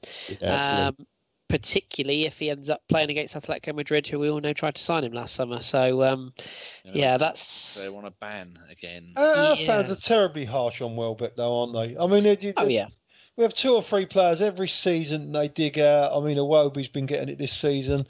Danny Welbeck. Who else? Bellerin. Bellerin's been getting it big time as well, hasn't he? Even Lacazette to a degree. I mean, everyone was coating him for... I don't understand why with Lacazette either. Honestly, I don't understand why. Lack of education, Geoff. That's what it is. Well, he hasn't been blessed with service, has he? Let's be honest with you. Not anything that he's done, he has had to create himself more or less. So, I like him. He's great on the ball, great feet, great on the ball. I've run with him for now. I mean, everyone thought when we signed him he was going to be our saviour. Difficult this Premier League. You got to give people time to settle down. Yeah. Okay. Last season for Lyon, Lacazette had 4 goals in 7 Europa League games. This is his competition, And he knows that as well. This is his opportunity. He knows that having been out injured, Aubameyang is going to be first choice. This is his competition. And, I think there will be interest for him in the summer. I really hope we don't part with him after one season because why can't we have 2 quote-unquote world-class strikers? We should an absolute screamer against Roma in it last year. Oh, wasn't it just? And people forget as well, Aubameyang is, 30 now? Lacazette's still 24, 25, I want to say. I should 26. Know that. 26. So, his best years are ahead of him. Aubameyang, realistically, Aubameyang's still only 28. Oh, was he 28? I thought he was 30. So I think it's Sanchez and Ozil were the ones that are 29 coming up to 30. I always get them lot mixed up. But of ages. It changes every year. I can't keep up. The one thing with Aubameyang is, his game is based on pace. It's not going to get quicker as he gets older. Lacazette has always been a finisher. The times when he did finish for us, particularly early on in the season, I still say all the way through his Arsenal career so far, the Alexis thing was a big issue for Lacazette because we didn't play to his strengths. We were always playing through Alexis. I'd love to see, and I'm really looking forward to seeing Mesut Ozil and Mkhitaryan feeding Lacazette, particularly in this Europa League, because that will just recreate the partnership he had with Fekir and Tolisso at the time for Lyon. I think it could just be the rebirth of him, particularly if he's got those 2 feeding him. So, he really could come good in this competition just at the right time as well. I think we should touch on that Alexis situation, that catastrophe that he's causing up there. It's fucking brilliant, isn't it? He's breaking the record for the most number of times the ball was given away in the Champions League and then in the Premier League in consecutive games. Yeah. Wasn't it like Saw 40 He, odd in he both? looks so miserable there, doesn't he? Doesn't look a good fit for that side either, does he? Nobody At all. does. You know where you're fucked when they're starting Fellaini. Yeah, and did he drop him for that? Yeah, he dropped second him leg? and Pogba, didn't he? I think. Didn't he drop Yeah. a pair of them? Or was that the FA Cup he dropped them for? Oh, For yeah, the- the FA Cup. Yeah, I beg your Yeah. pardon. Yeah. Oh, it's The only caveat to say is, I know we're all gloating a little bit. He was a wonderful player at Arsenal. Like, we can't take that away, but it is quite hilarious to see him sort of falling by the wayside at the moment. Joins the club to win the Champions League. Whoops. He's sure to worry at 500 grand a week, though. He's short. I don't think he's losing any kipper over it. That's for sure. Sure, he's devastated. Yeah. We're not going to ever start up a GoFundMe for the poor boy. Fuck him. No. I do wonder if he'll be a bit better next season, because if you think how much football he's played, Jose won't be there. well, that might be one thing. Yeah. I'm not trying to defend Mourinho, but I do think the media have been a little bit harsh on him actually. But on your own there, John. On your own. I do think if you look at how much football Sanchez has played, like he's played non-stop league football, and then every summer he hasn't had a summer off for That's why we parted with him, 4 or 5 years, something They stupid win like that. back-to-back And Copas. if you look at do you remember when the Spanish national team basically won everything for that run of years? All those Spanish players, it got to a certain point where they were all exhausted because they'd finished their league campaign, and then they were doing the Confederations Cup. Then it would be the European Championship the year after. Then for some reason the Confederations Cup got moved again, and they played another one. Then they played the World Cup. Then they had some other competition that are in, and it was like 5 years of just non-stop football without any break whatsoever, and the players look shattered. Yeah. So I do wonder if he'll do better next season, because he does.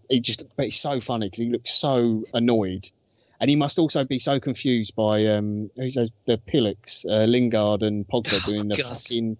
What is it, dabbing and... you imagine sharing a dressing room with that. You'd want to murder someone, wouldn't you? Yeah. But then the thing is, we take the mickey because they do it on the pitch. At least our players don't do it on the pitch. But I've seen in interviews Iwobi and Maitland-Niles and Aubameyang talking about Gucci gang, all this whatever nonsense. I've got no idea what they're talking about, but they're doing all the weird dances. They live in another world, mate. That's why. They live in a total different world to the rest of the universe, mate. That mad, crazy money. 150, 200 grand cars at like 22. I mean, come on, it's mental, mate. But Sanchez, God bless him, it's like, listen, I loved him. He was a brilliant player, and he's one of those types of players that you just pay the entrance fee to watch. But he flatters to deceive. Yeah, because you want to throw your change at him. Even Big Olivier is struggling at Chelsea a bit, isn't he? He's not really getting the games. I think he could do us a favour though. He could lift the FA Cup trophy. Against that mob, which would be nice. We'd rather Southampton win it, wouldn't we? To be honest? Obviously. But that was a total weird transaction that for me. Yeah, Chelsea. That's why he's doing for Dortmund. I think it was more about him than us, wasn't it? I think he wanted the move, and we did. I think it's the classic Arsenal that you stayed when you could have left in the summer. Everton were obviously sniffing. I know Mrs. Giroud didn't really want to go to Liverpool. Who would? But I think that was a bit of a, do you know what? We're not going to hold you back to move on situation. But I can't help but think he would have been scoring goals for Dortmund now if he'd have gone there. Whereas Chelsea appear to have decided that Morata's worth another go. So, yeah, it's sort of a little part of me dies whenever I see him in that Chelsea kit. It doesn't look right to me. But whereas Alexis, well, whatever. Yeah, it's a bit dodgy seeing him do that, but it's you've got three teams that you really don't want to win the FA Cup. You know one of them's going to bloody win it. Yeah. And so it's just a lesser. As long as them mugs up the road don't win it, I couldn't give a fuck. I swear to God. Let's City United final. Yeah, whatever. No, and the Tottenham. Well, I don't want them to get I like them to get beat in the semi-final on penalties. I think that's the best thing that could happen to Tottenham. Bless them at home. Yeah. And see a few more of them. Well, not kids, but then grown men that they cry in the stands. Bless them. Or maybe an Alexis winner in the 90th minute just to upset them a little bit more. Yeah, that sounds fantastic. Lift his shirt and slap the Arsenal badge underneath. Have his Arsenal shirt on. Yeah. Should we move on to some listener questions then? Let's. Good idea, Daniel. Right, one for you that's been directed to you, Geoff, from a cheeky chappy. Yeah, from a cheeky chappy called Gav. Don't know who he is. Hold on, let's just put me crash helmet on, Dan. Fire away, sir. Fire away. Right, Gav says, why does the more Wenger spend, the worse we seem to get? I don't think that's a fair question. A lot of old bollocks. There you go. I don't think he expected any more of an answer than that. I'll give you a proper question now, Geoff. From Sri the Guna. Will a summer with their national teams help players like Iwobi and Xhaka, who have struggled for confidence with Arsenal? Conversely, are there any Arsenal players you wish wouldn't play in the World Cup? No, you know what? I think it will be good to let them get away. We've had a traumatic season, obviously, as long as their teams do quite well. But you know what? Sometimes a change is as good as a rest, and a different environment for these players might change it up a little bit. All right, they may be a little bit tired when they come back, but you know, as they're all them footballers, they want to play in their big tournaments, and it's a boost for them. As long as they don't shame themselves, I think it will be good for them. Just a change of scenery, mate. Lovely. Okay, right. One for you, John, from Yazid. He says, is it time to call it on the Iwobi project? By 21, most of the established players would have been at least showing some evidence of being world-class, and for me, he doesn't. No, I wouldn't call it. I think he struggled this year. He's, like we said earlier, he's been a bit of one of the targets of the Boo Boys. I think the criticism of him has been fair enough because I don't think he's playing to the level he can.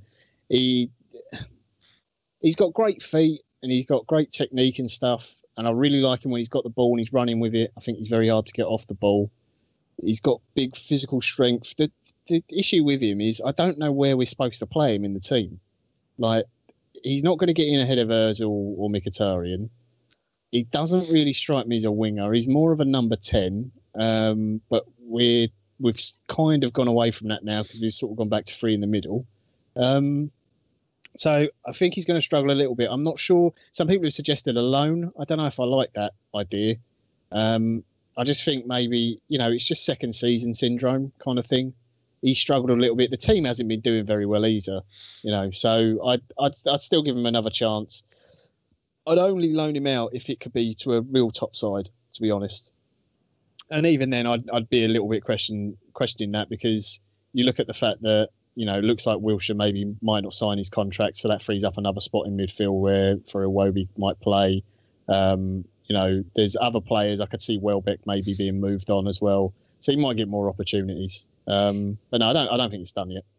Just quickly, Danny, as well, on Iwobi, everything John said I completely agree with. I know he's sometimes he maybe doesn't help himself, work rate sometimes could be better.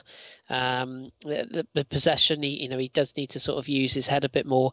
But this kid's a real talent, and people have got short memories. When he burst into the scene, I think it was Goodison Park last year, he got a goal. He was the sort of the bright young thing. I'd like to see us with this going back to the 4-2-3-1 that we seem to be playing. We seem to be playing Ozil one side and Mkhitaryan the other. Why not give him a shot in the number 10 role? If you could accommodate those two players, we're playing Wilshere there, and I must admit I'm slightly in the Jason Davies camp here. Of I do love Jack. I genuinely do. I do think some of the hype around him this season has been a bit much. He stayed fit and he has impressed, no denying. He has looked good in some games, but some of the fanboys are a bit over the top. But why not give Iwobi a go in the number 10 role with Meza and Henrik Mkhitaryan wide? Ramsey has been doing quite well in that deeper role with Xhaka. That seems to be a partnership that works. Why not give it a go, particularly in some of these Premier League games, which seems silly to say are almost dead rubbers now. So I wouldn't be against trying it. And like John says, the loan, to me, I think he's too good a player to loan out. We haven't got much of a squad left as it is without loaning out what we have got. I do quite like him as a player. He first came in, like you said, 2.5 seasons ago. He played for the second half of 15-16, 21 games, 2 goals. Last season, 38 games, 4 goals. This season, 30 games, 2 goals. But I think it could be a little bit of playing you in the right position, because back then we were playing wingers, weren't we? We don't play with wingers anymore. And Giles always says that his position is more behind the main striker. Centre forward, yeah. And that's what he does for Nigeria, isn't it? It's a bit of a position, that, isn't it? You've got to be a top quality player, mate. Yeah, or have really good players around you. When he's played in the middle, the couple of times he has played through the middle, I think he's been decent, but he's had to have 2 other players with him. So the way, like Kris said, we are sort of playing between a 4-2-3-1 and a 4-3-3 at times at the moment, or certainly have been in Europe. and it's been Jack has been the furthest one, but he's been dropping in at times as well. I think if you give Iwobi a go there, then maybe you see a bit more out of him. But I just he might just improve next season. You're forgetting he's not the only player who's been poor this year.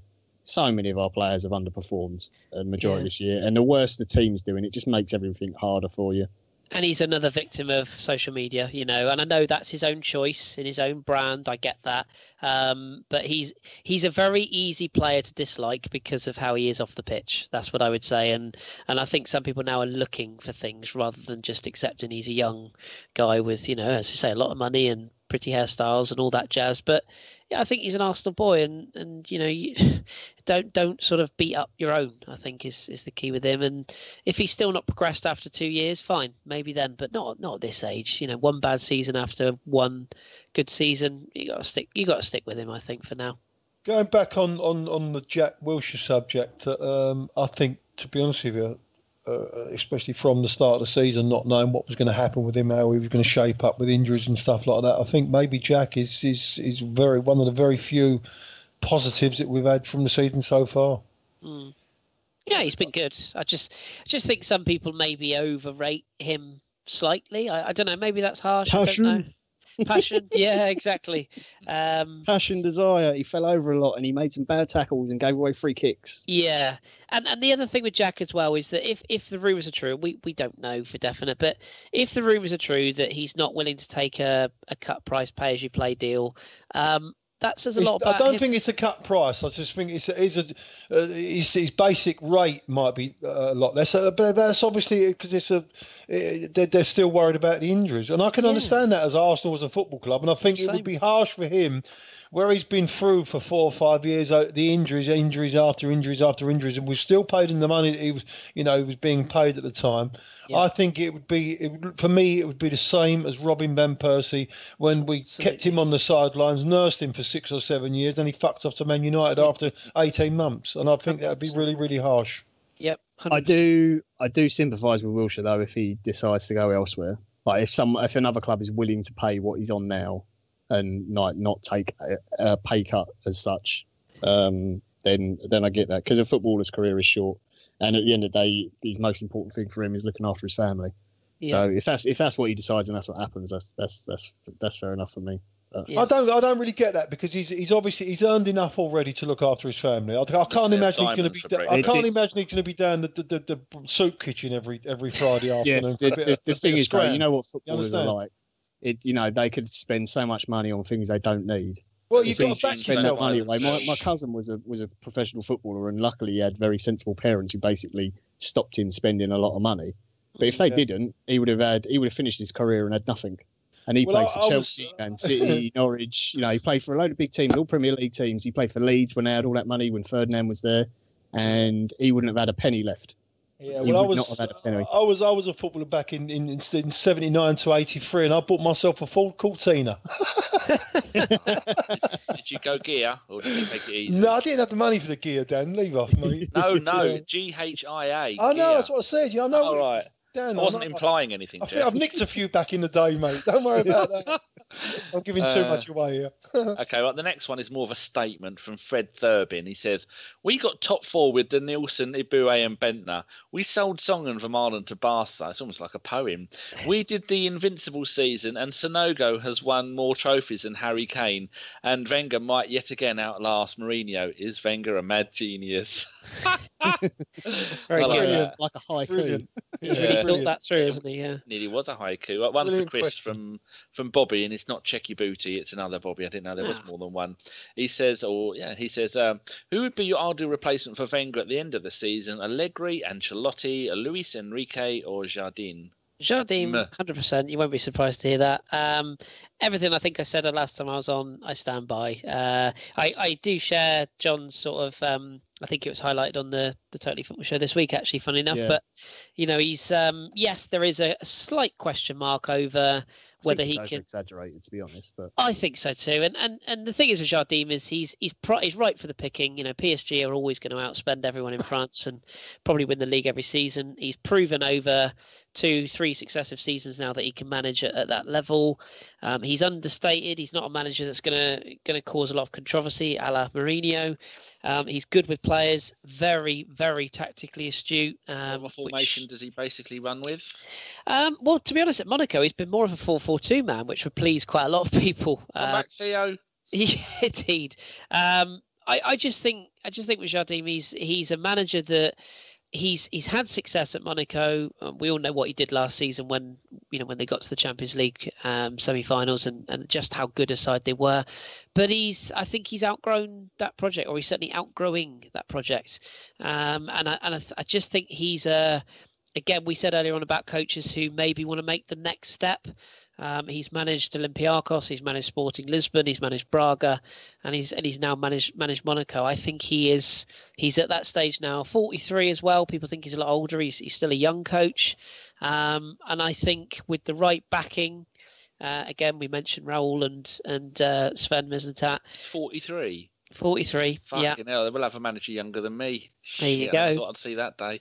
I'd really like to see it, and yeah, for me, he's just the logical choice. Obviously, if everything falls into place, my only slight worry is I think there's another club in West London that might have a sniff if Conte goes. So that's my worry. But yeah, for me, it's a no-brainer, 100%.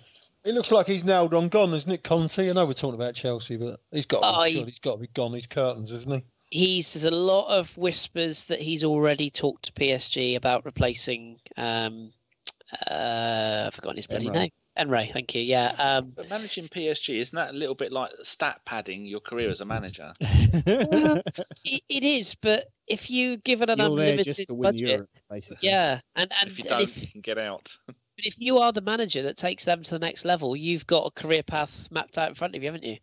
And they could have fired Emery last season, they didn't. So if you go in to manage PSG, you know what you're going into. Lots of money, lots of egos, and huge pressure. But someone like Conte could well be exactly what a club like PSG needs. They've been off the rails for so long. John, yes. Do you think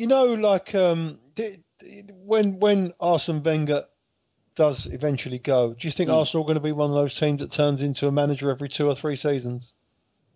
It depends who the club get in for the first replacement.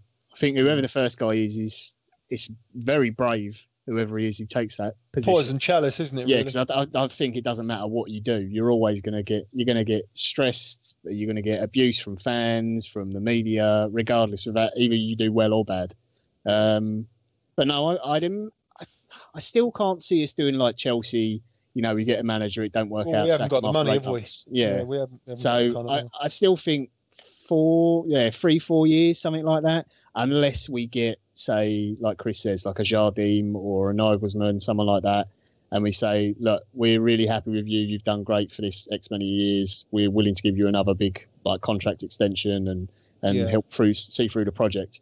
So it really depends on who we get, but I can't see us getting someone and sacking them after 2 years. It's just I know the club's different owners now, but we've still got that hint of tradition about us. Do you know what I mean? No, I hope you're right. I would like to see him give the next manager, whoever it is, the decent chance. Maybe obviously results according. It's, if he has a mare in the first season, then I'm afraid he's obviously going to have to go because it's not good enough. But if we have a decent season and maybe the next season, I would like you say, maybe continue and try and finish off the project.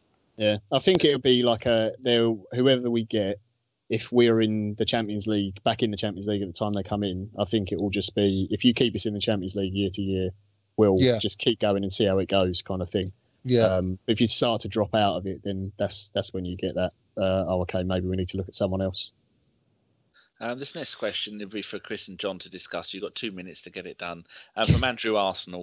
Has an international coach ever made the transition from international manager to club football and done well? He's asking about Joachim Low. Good question, that. Very good question. First one I can't think of one. Mick McCarthy. Actually, Bielsa, maybe. Bielsa to a degree. I mean, not right now, but Ancelotti didn't manage Italy, did he, John? You know what? As it happens, no. Roy Conte. Hodgson. Roy Conte. Hodgson did well. Hodgson, yeah, good shout. Switzerland, yeah. True. Conte went from Juventus to the Italian national job, then to Chelsea and won the league. Yeah. So Sam Allardyce. Oh wait, hang on, no. 100% record. Glenn Hoddle, no. Gordon Strachan. Gordon Strachan. There aren't many. I'm trying to think. Yeah, Hodgson's probably the best shout in terms of what he's done in his career and as an international manager. But he's he's flopped not between post England, though, is it? That's post the other. Yeah. One. Scolari. Is there an argument? Gus Hiddink? Is there an argument for him? Maybe. Yeah, the thing is, it's really hard to judge. Say you've been a good international manager unless you win something, which is near on impossible. It's so difficult to win a World Cup or a European Cup. Because I'd argue that Hiddink did a fantastic job. Was it South Korea and Australia that he managed? Oh, yeah. He was brilliant in both jobs. And he didn't win anything, but South Korea and Australia to win with them, it's not going to happen, is it? Terry but then obviously he went to Chelsea. Australia, didn't he? Well, Russia. He got to Russia as well. Yes, he did manage Russia as well, didn't he? Yeah. So, I mean, that would be. I think there are cases of it. I get recently. Yeah, I get the reasoning behind it because a lot of people. There's been a lot of talk about Lowe and rumours of him being the next manager, but I'm a little bit dubious about it. I'm not having that either. I think that'd be a really bad idea. I mean, just taking aside the fact the man eats his own poo, I just think it's a huge gamble. I know what he's done for Germany, and I'm not one of those people that says, "Well, anyone could manage Germany." That's a stupid thing to say, but unless it's Pep. Oh, don't get me started. I just can't buy everyone. It wouldn't work. Exactly. Thank you, Danny. I just think it will be a real gamble with Joachim Low, and a lot's going to depend on what happens with Germany in the summer. Because if they do a France in 2000 when they were the greatest team since time began, and then they went out to Senegal in the World Cup. That was 2002, wasn't it? I think Jurgi was very, very fortunate to have that 7 or 8 players. Top quality players coming through at the same time. Yeah, and to step up. He hasn't been a club manager for so long. That's the worry. Well, that's the worry. It's a big difference managing international to club level. I'm not saying he's not. He's clearly a very good manager because it doesn't matter how good your players are. You still got to get them out on the pitch and get them doing the right things and put them in the right frame of mind because they've done that and proven it, Germany. But I do think it would be a weird appointment. It'd be like, I could see him like if you got him for a year or so, but then if you were going to do that, I don't know why you wouldn't just go and get someone like Ancelotti, who again isn't someone who I'd particularly want, but if it was just like a stopgap, then maybe. I think it's odd. Again, he's like 60 as well, isn't he, Low? Yeah. 60 or something? He's a lot older than I thought. I think he's more likely, if he comes back into club management, to take over a club like if you look at the Bundesliga, there's a lot of big name clubs that are not performing at the moment. The one that really jumps out at me is Hamburg, who might finally take the drop this season. Werder Bremen, who's the other big one? Wolfsburg are underperforming. Leverkusen could do with a recharge. There's a lot of big clubs in Germany that surely would have a look at him. Even Hoffenheim are underperforming at the moment, and if Nagelsmann moves on, so I think it's more likely he pitches up in Germany first before taking a big job. Yeah. Because I just can't. I don't know. Maybe I'm wrong, but I just can't see him. I also don't. Again, this is not to do with his management style or anything like that, or his ability. I think getting a guy who probably wouldn't be able to come in or start his job until July. Because Germany are going to get deep into the competition regardless of whether they win it or not. Let's be honest, they're that good a team. I think getting someone that late, if it is this summer, again we still don't know that. I think that's a bad thing to do. If Arsenal is to go this year, I think it's got to be once the season's done, they've got to know who it is they're going to get them in straight away and get them working on on stuff. I know the players go away for the competitions and stuff, but you want to bring them in and on board, speaking to Sven and Raul and everyone else at the club. I know it's been spoken about before, and obviously there's been a lot of criticism over it. People that have mentioned it in the past, obviously in the press and stuff like that. But I do admire what Eddie Howe has done at a team like Bournemouth because he has got them organised, and I just think to myself, because he's very intelligent. He obviously knows the game. He's got a bit of experience now, and I don't, I'm not saying that he's got to take over from Arsene Wenger, but maybe it would be something to think about, that if he had better players than he has at Bournemouth, obviously at Arsenal do have better players. Maybe he could take that step up, because he's very organised, speaks very well, he's honest and open and stuff like that, and he plays good football as well. It might suit Arsenal, and if they was going to play that long game, maybe Eddie Howe is one of those types of managers that might do the job. I don't know. I'm guessing. Yeah, I don't mind. Just quickly on Jeff's point, I don't actually mind taking what I suppose would be considered a bit of a punt on someone like Eddie Howe. That doesn't actually bother me. I know everyone's like, "Oh, we've got to get a big name, established manager and stuff." I've seen a lot of that on Twitter. I prefer it to Lowe. Put it that way. Yeah, I don't necessarily agree. We don't have to have a big name manager. I mean, if you get one, it feels a little bit more comfortable. But I don't think that getting a big name is anywhere as assuring as getting someone who's a bit of an unknown. I mean, you look at what Mourinho's done at United, probably the biggest name in football management other than Guardiola. It's hardly been amazing, is it? So would they have been better off with getting someone like Marco Silva, who is sort of known around Europe but not really known in England, but is known as quite a decent coach, but would be seen as a punt, in the same way that Eddie Howe would. So I'd look at those kind of guys as well. Definitely. And you've got your Luis Enrique's in the background as well. I just quickly, Danny, if we've got time, just wanted to ask Geoff. I don't know if you've been asked this or not, Geoff. I can't remember it. It's going back a bit.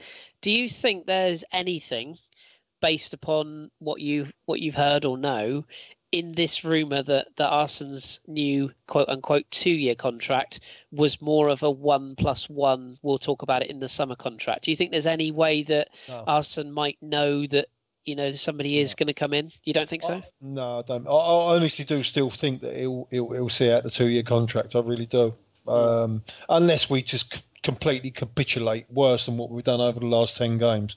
But knowing Arsenal, I think we'll go on and we'll have a decent run towards the end of the season that will salvage something, some little bit of pride, and hopefully we can go on to win the Europa. If we go on and win the Europa, I still think it'll stay on another year anyway. So that re-energized it. That was my other part of my question. If he wins the Europa, there's been a lot of talk amongst the fan base and the press that he's had opportunities to walk away at the top. You don't think winning Europa in France in particular would make him go, do you know what, I could do without all this hassle. I'll stick my feet up. You don't think that would happen? I don't think the hassle bothers him one bit. I don't think he gives a monkeys about what people think about him. He's very confident in doing the job. And he's gonna stick to it. I think they'll need to sack him. I don't think he'll walk. No. And I don't think they'll sack him. No. Fair enough. Okay, I had a thought in my head, and I've just gone and checked the stats. Careful. And I was right about it. Easy now, Dan. You want to have a lie down, son? I only got up at 6-ish, 5. Right, this manager took his team to the World Cup semi-final, a very, very shit team. Then won the Eredivisie twice, and see if you can name him. And then he won the Dutch Charity Shield. And then he won the Portuguese League twice, the Portuguese Cup, and then he won the Spanish Cup and the Spanish Super Cup and the Cup Winners' Cup. Oh dear, I'm joking. Go on, who was it? What nationality is he? English. Jesus. Managed in Steve McLaren. No, I see why, because of the Eredivisie. No, not him. Been a player or a manager, Dan? A manager, yeah. Really? Took England to the World Cup semi-final. Venables? No. Oh, Graham Taylor. Oh, Sven. No, not Graham Taylor. English.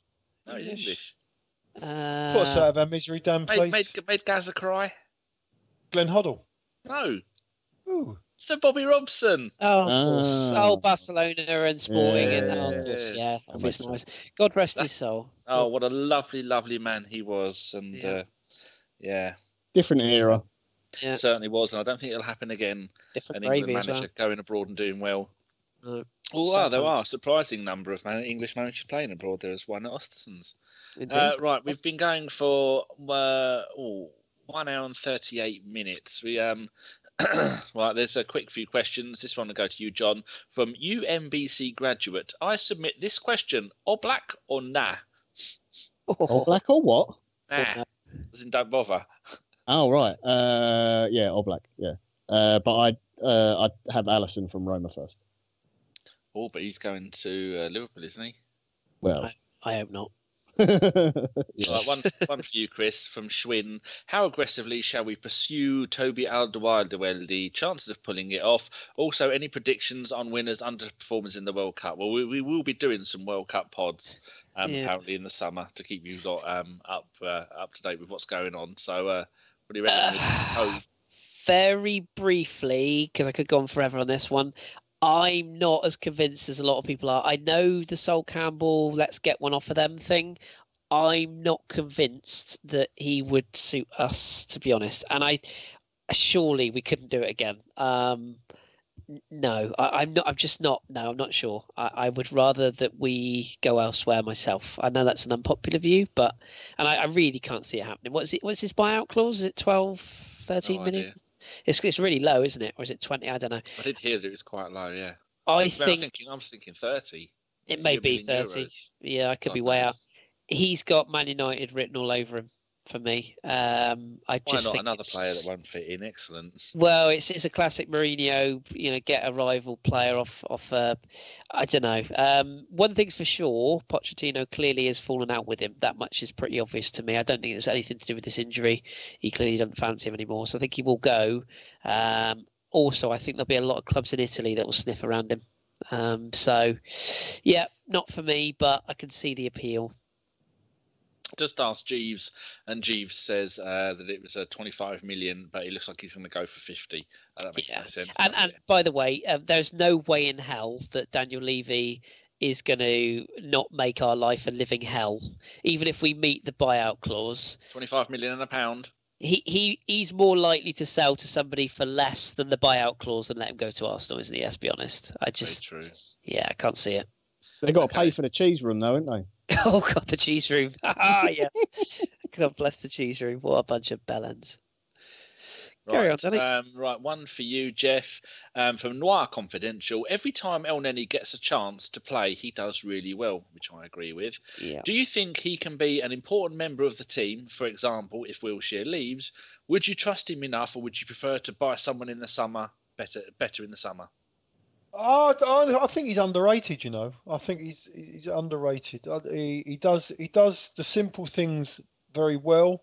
He's never ever going to be running with the ball and dribbling and running straight through the middle of the team like our old friend Alexander Kleb used to do, and players like that. But he keeps the ball ticking over. I like him. He gets a lot of stick, El Neni. I quite like the player, and I think he could do a job. I think, I don't see no reason why he could stay for another couple of years at least and just carry on doing what he's doing. He's really popular in the dressing room as well. Yeah, it's right. It's true. Yeah, I know that doesn't make a player, but no, it does help though. It does help. Yeah, it does. Yeah, and you know why he's got respect? He's got respect. I know he can play. I know he can keep ball. Yeah. Yeah. He's grounded as well. All right, next question is a two-parter from Jove82. First part to, excuse me, going to John. What would you do to improve the atmosphere inside our beloved library? And I'm not talking about on-pitch performances. Actually, we can all have a little dig at that. John, what do you reckon? No strippers. Yeah, no. That would bring a very different crowd and atmosphere. I don't know.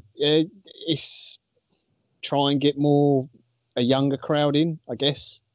They generally create a bit more of an atmosphere. I think Arsenal are doing better things for the younger kids to try and get in there. But maybe you could do not like a Dortmund yellow wall, but like a red and white wall section or something with 16 to or I don't know. 14 to 21-year-old section or something, and they get special price on tickets. Or if they get standing, if that gets allowed in the Premier League, you do one section that's just standing and it's a certain age group thing, and you get special price if you're within that age to get in there, discounted price, and local kids in the area, that kind of thing. I think that's the best way you can do it, really. But other than that, it's down to the players on the pitch to get the crowd going, really. I'll say that. Not a allowed. Geoff? Daniel, I was reading Twitter at the time. Can you repeat the question to me, please? What would you do to improve the atmosphere at our beloved library? Oh, You can't do anything on the pitch. Yeah, there's only one thing you can do. That's win the league or the Champions League, mate. That'll liven it up, And until we do that, I don't think that the fan base is gonna. We're still not accepting the Emirates. We should just all get behind the team. I think. And I mean, there has been games. There has been moments in matches that we just get drawn into it. But at the end of the day, unfortunately, it's associated with the team that we've got on the pitch. If the team are doing well, we're all going to be behind the team, and if they're not, you've got a lot of the fan base that just lose a bit of heart. It's just life, man. Dear, I think it made Geoff sad. Kris, what would you do? Lower ticket prices, safe standing, and more incentive for fans to come. And I'd say the biggest thing I would change, the ticket exchange system and how it's run. There's too many people who could be in London on the off chance, fancy going to see a game. The club do not, in my opinion, do enough to encourage fans who are just there for a day trip to actually go and see a game. When you see the attendance, albeit the snow was an issue with that Man City game, you think of probably would have been even a couple of hundred extra people could have taken those tickets, but the exchange system is just makes it so hard for players, for fans to swap tickets or pass them on. I don't think they're allowed to sell them on the day, Kris. That's the trouble, isn't it? I don't know how they get around it, but no, they're not allowed to. I think it's a point of law, as down to hooliganism back in the day. And I think that's what the problem is, large, because you get a lot of the away teams that will just be walking up to the box office, in civvies without any football shirts on, just trying to buy the tickets. That's the problem. The only other thing I'd change, Danny, is I would, and I'm not going to name them, but it's pretty obvious. I would ban TV channels from the concourse. I just don't think it's, I get what they do, and I know there's a market for it. Do it outside the stadium. I don't think that encourages good support from within the stadium, within the boundaries of the stadium. I think that's better served. I think it does the opposite, Kris. I think it does the opposite. I think it encourages all that bad mouthing going on, and because that's what gets the clicks and that's what people see. Encourages bad behaviour and encourages a negative atmosphere to get on TV. But having said that, there's obviously a market for it because people won't watch it. Oh God, car crash TV. Even fans of other clubs love it, don't they? So, yeah, I would maybe veer away from that element possibly. But hey ho. I'd ban iPads as well, Danny. Oh yeah. Yes. Yeah. I don't go to the games. I haven't been for a couple of years now. Just haven't been able to get down there, but. They the amount of times I see pictures of people who've got iPads up and they're filming the game. I'm like, well, you just watch it. It's right in front of you. What are you filming it for? Yeah. Oh, it does my head in. There's a big difference between, obviously, Danny, when Geoff and Neil and Simon and Jace and Dom and I were lucky enough to meet up for a game. You got somebody like Dom, for example, first game, first time in the country. There's nothing wrong with taking a few pictures on your phone or doing the odd video if it's a penalty. But when you've got people that are just like John says, sat there, literally videoing the entire game, I just think, well, I mean, I see it at gigs though. Yeah, you go and watch a band and they're watching the whole thing through their phone. Yeah, like they stood there for the whole hour and a half of a band playing, and I'm like, what? That's actually just there. You don't have to watch it through this tiny little screen. Maybe, sadly, gents, maybe we're just getting old. Maybe that's probably the sad truth of it. Wait to hear my answer. My answer would be, like you have your bring your dog to work day. Mine would be bring your old mattress, duvet, sofa, recycling from now until the 5th of November. Just bring all your shit to the stadium. On the 5th of November, we'll set fire to it and then we'll get hold of BBC's DIY SOS to revamp Highbury and move back in. Oh, job done. Anyone see a flaw with that? I didn't know Gav was on tonight. I chuck all your shit on the pitch, leave it in the stands. As awful as that idea is, Danny, if they did go back to Highbury, I would, if the stadium was still there, I would go start watching again more often. So would I. I'd be down there. Yeah, complaining about the weather. Right, final question to Kris, which is the second part from Jove82. This is in case Kris decides to turn up with the show this week. Any truth in Arsenal being linked to Luka Modric, and would you take him on board? I genuinely have no idea, but make it up. We do. Well, I mean, if a player like that's available, my only concern with it is I think his better days are a little bit behind him. he'd still do a job in our midfield. There's a player who plays for Chelsea, initials CF, who I would have taken back in a heartbeat a few years ago. I know that upsets Jason immensely when I mention his name, so I won't. But yeah, I think probably there are younger, more exciting players that are coming through leagues that we could go after. Forsberg we mentioned earlier. But yeah, if Modric is available, along with someone in like Nainggolan, who John knows a lot about, players like that, you've got to be in the market. But I can't see Real Madrid letting him or Toni Kroos go. But yeah, if he was on the open market, 100%, even though he's ex-Spurs, we can beat that out of him on the training ground. He'll be fine. He's a quality player, as is Rakitic at Barcelona, by the way. Those two, they're a joy to watch. So, yeah. They might be letting him go because he might be going to prison. Well, that's the other small issue. I think Brozovic is another one. Obviously, you and I know a bit about John. No, I don't want him now. Not keen. No, he started to pick up form again of late, but yeah, I mean, Croatia have just got so many talented players. But yeah, if he's not in jail, maybe we'll have a look. I can see Modric somewhere like Bayern Munich. I think he'd probably, I think he'd be more suited to German game if he was to leave Madrid. Yeah, but we'll see. We'll see, I suppose. Quality player, though, no doubt about that. If there are any Croatians listening, Bok, which is Croatian for hello. Coming. Knew that was coming. Did you say that when you were in Croatia, Geoff? Did you say Bok to anyone? No. Oh, sorted you out of a word there, didn't I? And you let me down. I used the C word a few times. Did you? But what I'll tell you is what a country that is. That is a lovely, beautiful country. That really nice people. You've got to get out of there. Yeah, well, I don't. Brilliant. I was leaving the house. Well, they let you out there, Dan. They won't let you out there, will they? Not with them fucking punctures you got on them tyres. Oh, no, you don't need it. All those hills, a friend of mine lives out there, Hervoji Herman. I think I can never get his name right. Beautiful Been a friend place. of him for about a decade. Lovely bloke.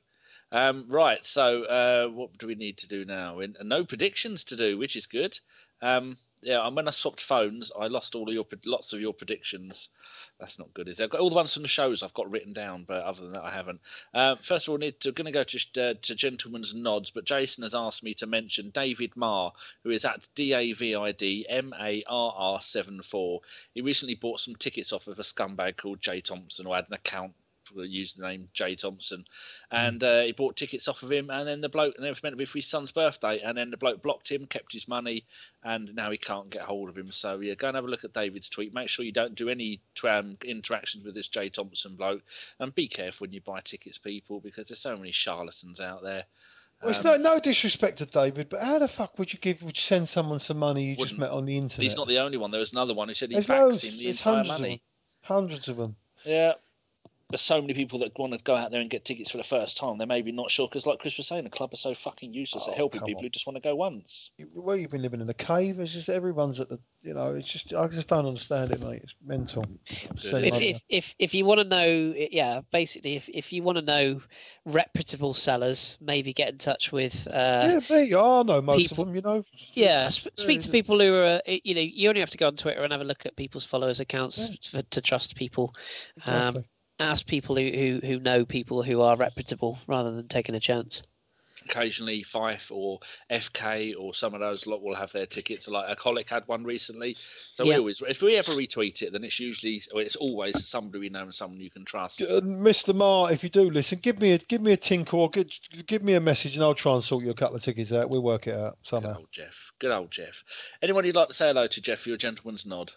Yes, a chap a fine old gentleman. No, he's not that old, funny enough. That every single Friday he gives me one of those FFs that nobody does anymore. And he does it every Friday, but he's brilliant. He never forgets, man. Sometimes I see it, sometimes I don't. But he deserves one. It's Gunnar Rubes, and his name is James Reuben. So that's at James Reuben, Reuben. He's a massive Arsenal fan and a good follow. Ah, okay. John? Who is it? Oh, right. I've got two very quickly. One is for Kelly Meyer. I'm not even going to give her a rat because everyone knows Kelly anyway. Stop sending me bloody tweets with country music in. It's not going to happen. I'm never going to listen to it. I know you like it, but it's not my thing. The only country song I like is a song called Queen of the Rodeo, and it's by Alice in Chains. Go and listen to that. Yeah. What about a bit of soulful house and disco, John? I don't mind that. That's from my younger days, Geoff. Yeah. I would listen to a bit of that. It'd bring back some memories, though, definitely.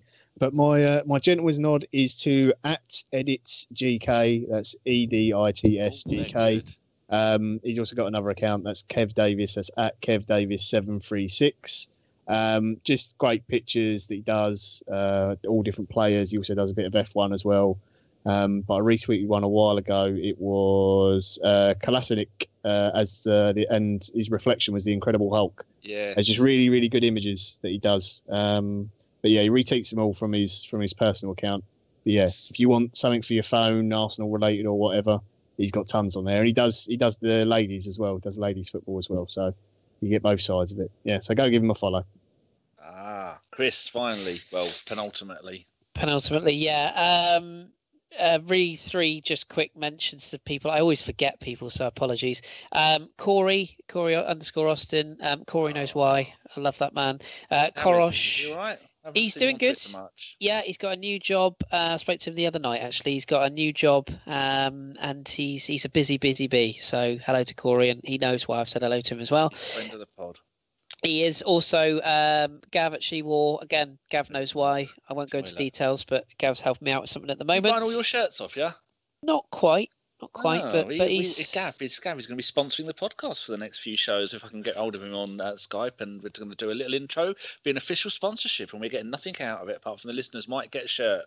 Well, bugger me, yeah. I'd rather not. Well, yeah, please don't.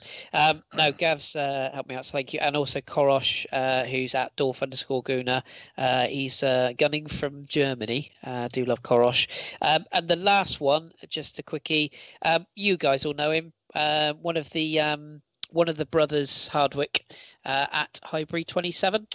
Brilliant. He's a top man. He's let's just say he's promoting a little bit of software at the moment, and it's very useful to those of us who like to watch hundreds of games of football a week. I'll say no more, but if you follow at Highbury Streams, you will see all about it. It is. So have a little look. And it works. It works as well. It certainly does. So yeah, tell him I sent you, and he'll send me lots of peanuts. But no, he's a top bloke as well. I'll say hello to his brother while we're at it. It's him, the other Hardwick of the horrible Hardwick twins. Yes, Barcelona. The legends that are. So yeah, I'm sure there's hundreds of other people. And just thanks to Jace and all the crew for doing the radio in my absence. I'm a very, very busy bee with a new job, so it's a bit of a nightmare for me to get on. But thanks to all the crew that are holding the fort, and everybody who misses me, which I know is at least 3 people, maybe. Nope, so. None. Every radio show, Kris, we always get someone in the chat box. Where's Kris? Why is he not on? I've got loads of abuse to give him. I was going to say to abuse me. Yeah, no, it's nice to be missed, even if it's. I've got to try and get on that radio show one time. It sounds great fun. It is. Steve's coming on, and it's Gav's very going to cathartic. come on. Yeah. We have Mr. Favourite. Loves it. Straight after a game, is it? Yeah. Like 5 minutes after a game's finished. I'm going to try and get on. Box on your head if you want, Geoff. No, have you got to be on the camera? Can't I? No, you get past. You do what you want, Geoff. Put a Coke box on your head, Geoff, if you want. Mate, I'll break the fucking internet if you get my big ugly boat on there. Trust me. What's George Clooney doing on? Yeah. Also, Danny, I'm not going to be on the podcast before I go to London in April. My lovely new lady, my lady friend Rosie, who won't be listening, but I'll say her name anyway. I'm taking her around a little wander around Islington. Taking her up the Arsenal. Go with that. Taking her around what? Taking her around the Arsenal, as John so quaintly put it. I'm going to show her the area and round Hybrid, all that sort. So a little nod to her. So did you say new lady, Kris? New lady? Yes, indeed. How new, Kris?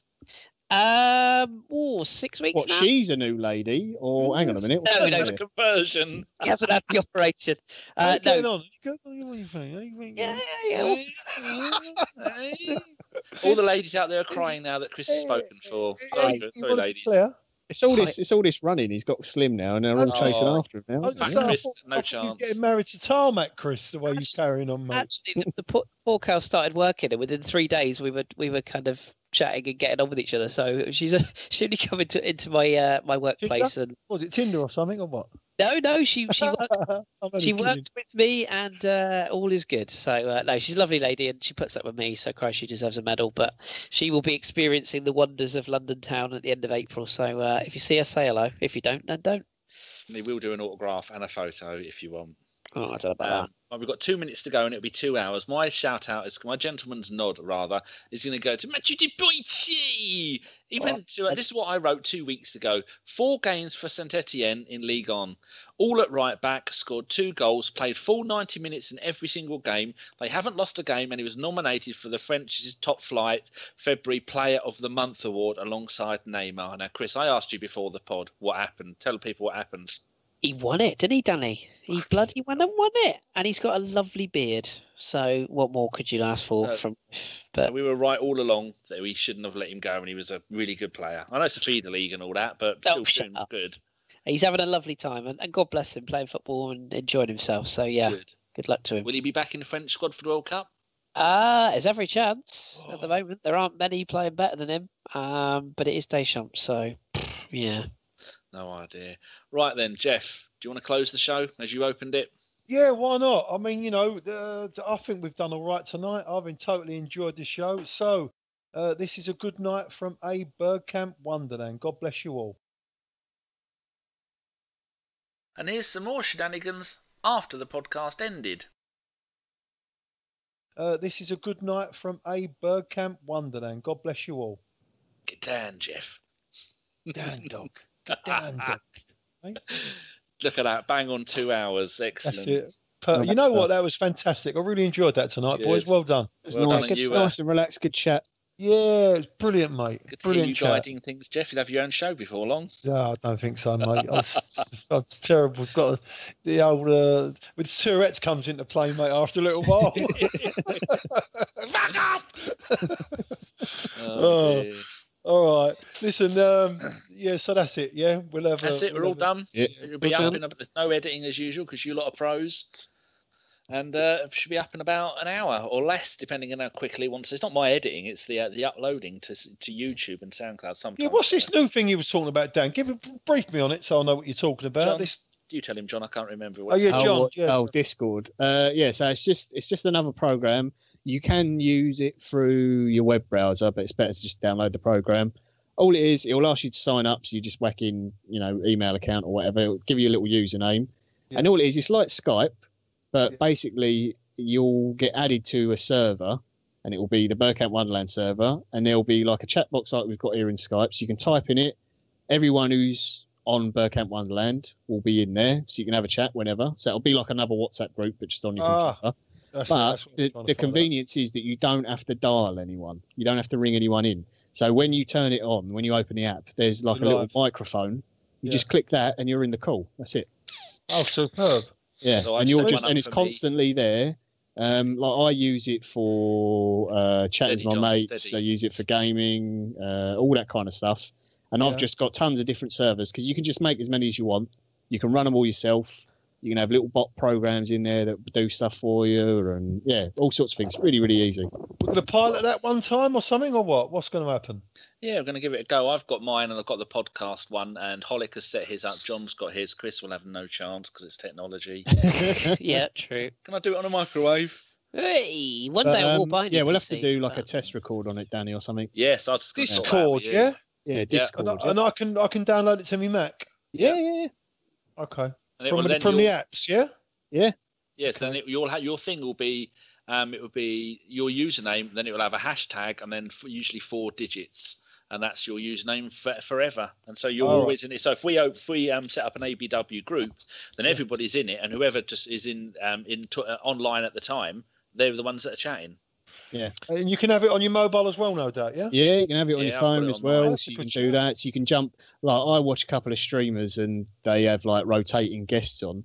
And sometimes one of them's out and he's doing shopping with his mates, but he's checked something on his phone and he jumps into the call when it's halfway through a live stream. And he's like chatting away to him. They're like, hang on, we're on the internet here. There's like 20,000 people watching. On the way home from a game sometimes, I'd like to jump in, on that, especially the radio show. On the way home, I could have a little chat when I'm driving through on my bike. Just a little 5 minutes, talking bollocks. Yeah. We'll let Chase know that you want to come on, that you're gonna be incognito as always. We don't need everyone to know you're a skinny ginger. We've already got Josh for that. Danny, you're going to be. Hollick's been on twice, isn't he, as well? Yeah, he loves it. And speaking of Mr. Hollick, Danny, you're going to have to record a little piece for the extras where you just on your own, where you give out the result of the FA Cup because you missed out tonight, didn't you? Oh, what, 2-2? Well, I'll just use this. It's finished 2-2. We've got the away goals do count double. He's just put in the WhatsApp group. So 1-1 at the Grove at 16-4 will put us in the final. Yeah. So I'll leave this lot in there. So don't say anything too litigious. Okay. I just want to hear you pronounce the goal scorer for the 2-1. Ben Jacobson. No, not him. Javier Amechi. Oh, very good. I'm impressed. There is something going on in my head. Josh Jules got another goal as well. He did. He's nipped back to the Ministry of Sound now because that's his. Yeah. We're giving him that. He just sounds like a DJ. He does indeed. Does. Danny, you need to help me clean up my life. Thank you. I've got that long. Your porn collection now that you're spoken for. No, John just deals post with that. it to the usual place. John manages that John for Welsh. me.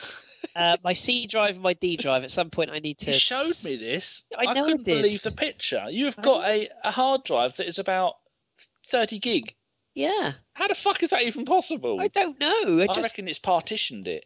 I've got some on one drive and some on another, but I don't know. A Windows tool you can go to that will show you all your drives, whether they're partitioned or not. It's called disk management. Dick management. Dick management. Well, you find me the program and I'll do some. That's really on there. Surely I could clean up some crap off here. Surely. Boys, I don't know how. C drive, D drive, disk management. Fucking, this is way too over my head now. Okay, do you mind if I excuse myself and fuck right off because I don't know what you're talking about. You got stuff to go and put on SoundCloud, Geoff. yeah. Stuff that you've got mastered. Cheers, Geoff. Great shout. Cheers, Geoff. Cheers, Geoff. Take it easy. Bye. Oh, bless him. I'm going to exit in a second as well because I need a piss more than anything else, but I also need to get myself sorted for bed. But yeah, I'll try and work it out, Danny. I think it is partitioned. I think because I've got music in one file and best that you don't mess with it. Well, I don't want to. I only say if it's an older PC, they started doing like mini partitions, didn't they? Yeah, it's quite full. Yeah, usually the operating system. I need to buy a new one, but it's a lot of money to just fork out in one go. I'm trying to restructure money on green and purple striped suits. That's okay, is it? Well, that's the work, that's all right. Fucking work? What are you, a clown? You cheeky shit. I wore my blue one today. Kris is here. That red jacket that you put the picture up on Instagram. Oh, I fucking love it. It's a whole suit, not just a jacket. It would be, wouldn't it? I will be buying it one day, I'll tell you. When I do, seriously, you are braver than me. You've got some serious balls to wear that. You wait till the summer when I dig out my Man from Del Monte cream suit. I should be wearing that one to work as well. Don't you worry. I shall. No shame whatsoever. You know that. Nothing but black for me. Black, like the eyes of a crow. Black. People are still listening, Kris. If they want to see your fashion faux pas on Instagram, where do they go? Fashion fox pas. I'm on Instagram, AFC38. Yeah, say what you see. FREDDIE. There's lots of pictures of Kris in like vests, looking sweaty in the gym. Yeah. I post a daily picture every single day. I post a picture on my way to work. Hashtag Daily Kris. Hashtag Daily Kris pics. Thank you, Danny. Let's get it right. Yeah. I can't promote my brand if you get the hashtag wrong. No, I like to share my walks to work with people. It's we had snow quite nice. Yeah, we had snow in Plymouth the other day, and when I go out for my morning runs at like 6 a.m. occasionally, I get beautiful sunsets. Sunrises. I'm turning into one of those middle-aged people. Morning as long as you don't start putting like positive messages with the picture, inspiring things. Live for today. And all that love who you are, then others will love what you were. Life makes sense. Today. No, I haven't quite reached that stage of life yet. Time. So give it, I'll stick to just pictures for now, I think. But no, it's a nice. I like to express myself through pictures occasionally. You just go and get yourself a laptop for £300. I don't like laptops. No, nor do I. But you get a mouse. I've got a mouse with my one. They're giving us fucking Surface Pros at work in a few months' time. I'm dreading. I'd eat my dinner off that. Fucking shit. I like pen and paper. I'm old-fashioned. Are they going to have it like a docking station where you can clip it into the keyboard and that kind of thing? So when we do our duty appointments, we're going to be typing up our approaches from customers now rather than writing them. Oh, hate it. I'll give you a stone tablet and a chisel and let you be done with it. I'd be happy with that. I'd be delighted with that. Yeah. Honestly, it's just like I did a 10-hour day today. I'm fucked. Absolutely. That's more hours than I've worked since 1993. I know. Then they fired me, the fuckers, after 13 days. Knows how it feels. We're working to keep people alive. The lifestyle I'm accustomed to. I've got all the heaters on. I don't even need them on. Honestly, it's good. It's nice to do a job that makes a difference, but fucking hell, bedtime is. I've got to that age now. I don't know if you're the same, John. I actively look forward to getting into bed now. It's like a highlight of a day. Yeah, it's pretty good. I mean, I try to get in earlier, but I end up getting distracted by something. Oh, same. But I still can't fall asleep when I want to do. No, nor me. I have to lay awake for an hour and contemplate. And then that certain Canadian lady who sends me bloody country and western music, she then sends me a message. She's like, "You still awake?" I'm like, "Oh, no, yeah, I'm still awake." Yeah. And then she starts talking to me. She's like, "Am I annoying you?" And she knows that she is. She just carries on talking. It's like it's 4 a.m. You fuckwit. What do you think? She might be listening. I can't tell you that in, can I? No, you can leave that in. Yeah. It's fine. She likes it. She likes winding me up. Yeah. Yeah. She's a good egg, old Canadian bacon. Yeah, she was in Portugal recently. Yes, she did. Yeah, I was very jealous. Did she go on her own, or did she have a gentleman accompany her? No, it was for work. Work, yeah. Yeah, she got very drunk one night, didn't she? And went out on the tiles of Porto. Yeah. Smashed the place up. Yeah. Went out with the ultras, but yeah, no, she was actually. I think she was in the end with the Porto ultras. She was, for the game against. Was it Sporting? Yes, Sporting. So it was like one of the biggest games of the season. She got tickets for. Bonkers. And all she was doing is going, "E, what's all this about, E? E, what's this hula boot? I've got cats, E." That's the worst Canadian accent. Who I am, so I'll be all right. No, she knows how to wind you up, sending pictures of plug sockets with nothing in and switch turned on. Spiders, that kind of thing. Yeah. No need for any of that shit. Unarranged cans. Stuff that's not alphabetically in order. Listeners, if you want to do this, this is still in. Daniel cut. No, absolutely fucking no. Don't do any of that. Send it to Kris because he hates it. Some me shit. So yeah, I've not been very active on Twitter recently. Nobody has, because it's a cesspit full of shit. Well, that's true. Yeah, that is very, very true. It's also international break now, isn't it? Yes. Oh yeah, that's when I tune out from football completely for a week. Yeah, no interest whatsoever in international. No, I've got a new fetish on Twitter. I say fetish. It's just this new bird I follow. She's a suicide girl from Italy. Oh, that's always a bonus. Aren't they all? Oof. She's amazing. I think I put a picture in the.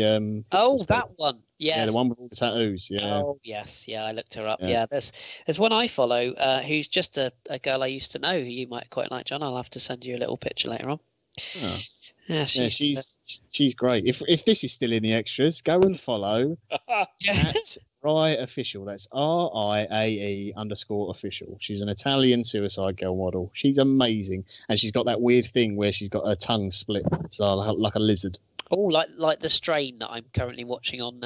And she's got vampire teeth. She's actually got vampire teeth put in as well, fitted. I won't be following or looking at her. Everything Danny hates. Yes. Yeah. Right. I'm going to send Danny a picture now and freak him out. Whenever she takes a selfie, Danny, she's always got her cats in the picture. Oh, hello. She's back in me good books. I've got this new cradle for my phone. It's like an elastic band that holds around it, and it's on a lanyard. And I know at any point now it's going to twang, and my phone's going to go into orbit. Yeah. Go into that one awkward spot you can't reach it. Yeah. Have you got a reaching stick, Danny? I've got a back scratcher and a reaching grabber. He's got a reach around stick. Hello. Dirty beast. Yes. Right, I'm volume buttons. I'm going because I'm going to piss myself, and I need to go to bed soon. So it's been a pleasure, Danny. And thank you for having faith in me turning up. Not. A Canadian Geoff has said he's free next Thursday, so I think we might do a little. As there's nothing to talk about, do a little live one on YouTube. Get him on. Yeah, love the Geoff. So I'm not sure who's going to be able to join us for that. Right, I'm going to bed. I love you and leave you. Okie dokie. Cheers, muchly. For the pleasure of your company. Speak to you later. Bye. Bye. Now we've just got to try and get everyone to use Discord. Shouldn't be too hard. Oleg's on the ball. He's got it sorted. Yeah, I just sent you a picture, Danny. I've got three things on my phone. She's a foxy lady. Oh, she's got no underpants on. That's unfortunate. No, needs to sort her life out and get dressed. But look, there's cats in the background. A hairdryer, false eyelashes. That's a shoe. Oh no, it is a cat. A unicorn shoe. The cat's going, "Oh, get me out of here. She's a fucking mentalist." Yeah, another picture of her. If she's Italian, she's bound to be mental. They all are. About to do my ancestry thing. Oh, really? Yeah. Well, my mum gave me a test. Worrying when your mum gives you a DNA test, isn't it? I said, "You give me this." Your age, go. It's a bit late now, isn't it? Yeah. So, never know. Might find out that I'm related to some right wrong'uns. Oh, well, I mean, we're talking Italians. You could be related to Mussolini. Hey, as long as he's an Inter fan, that's good with me. Fucking thing, it's going over my volume buttons. That's not good. Oh, right. Disaster. I want to go make a cup of tea. See, cup of tea. What time is it? 20:10.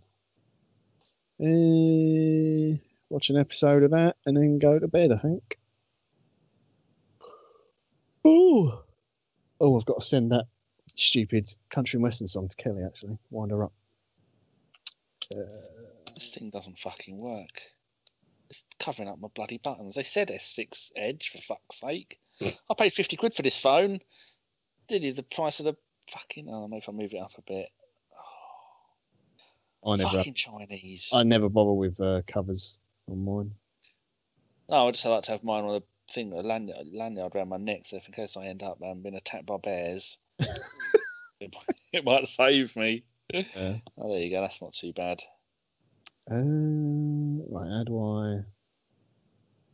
There we go. How do I work Twitter? That's how you work it. You just don't bother, because it's full of cunts.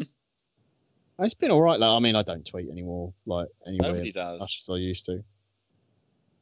Queen of the Rodeo. There we go.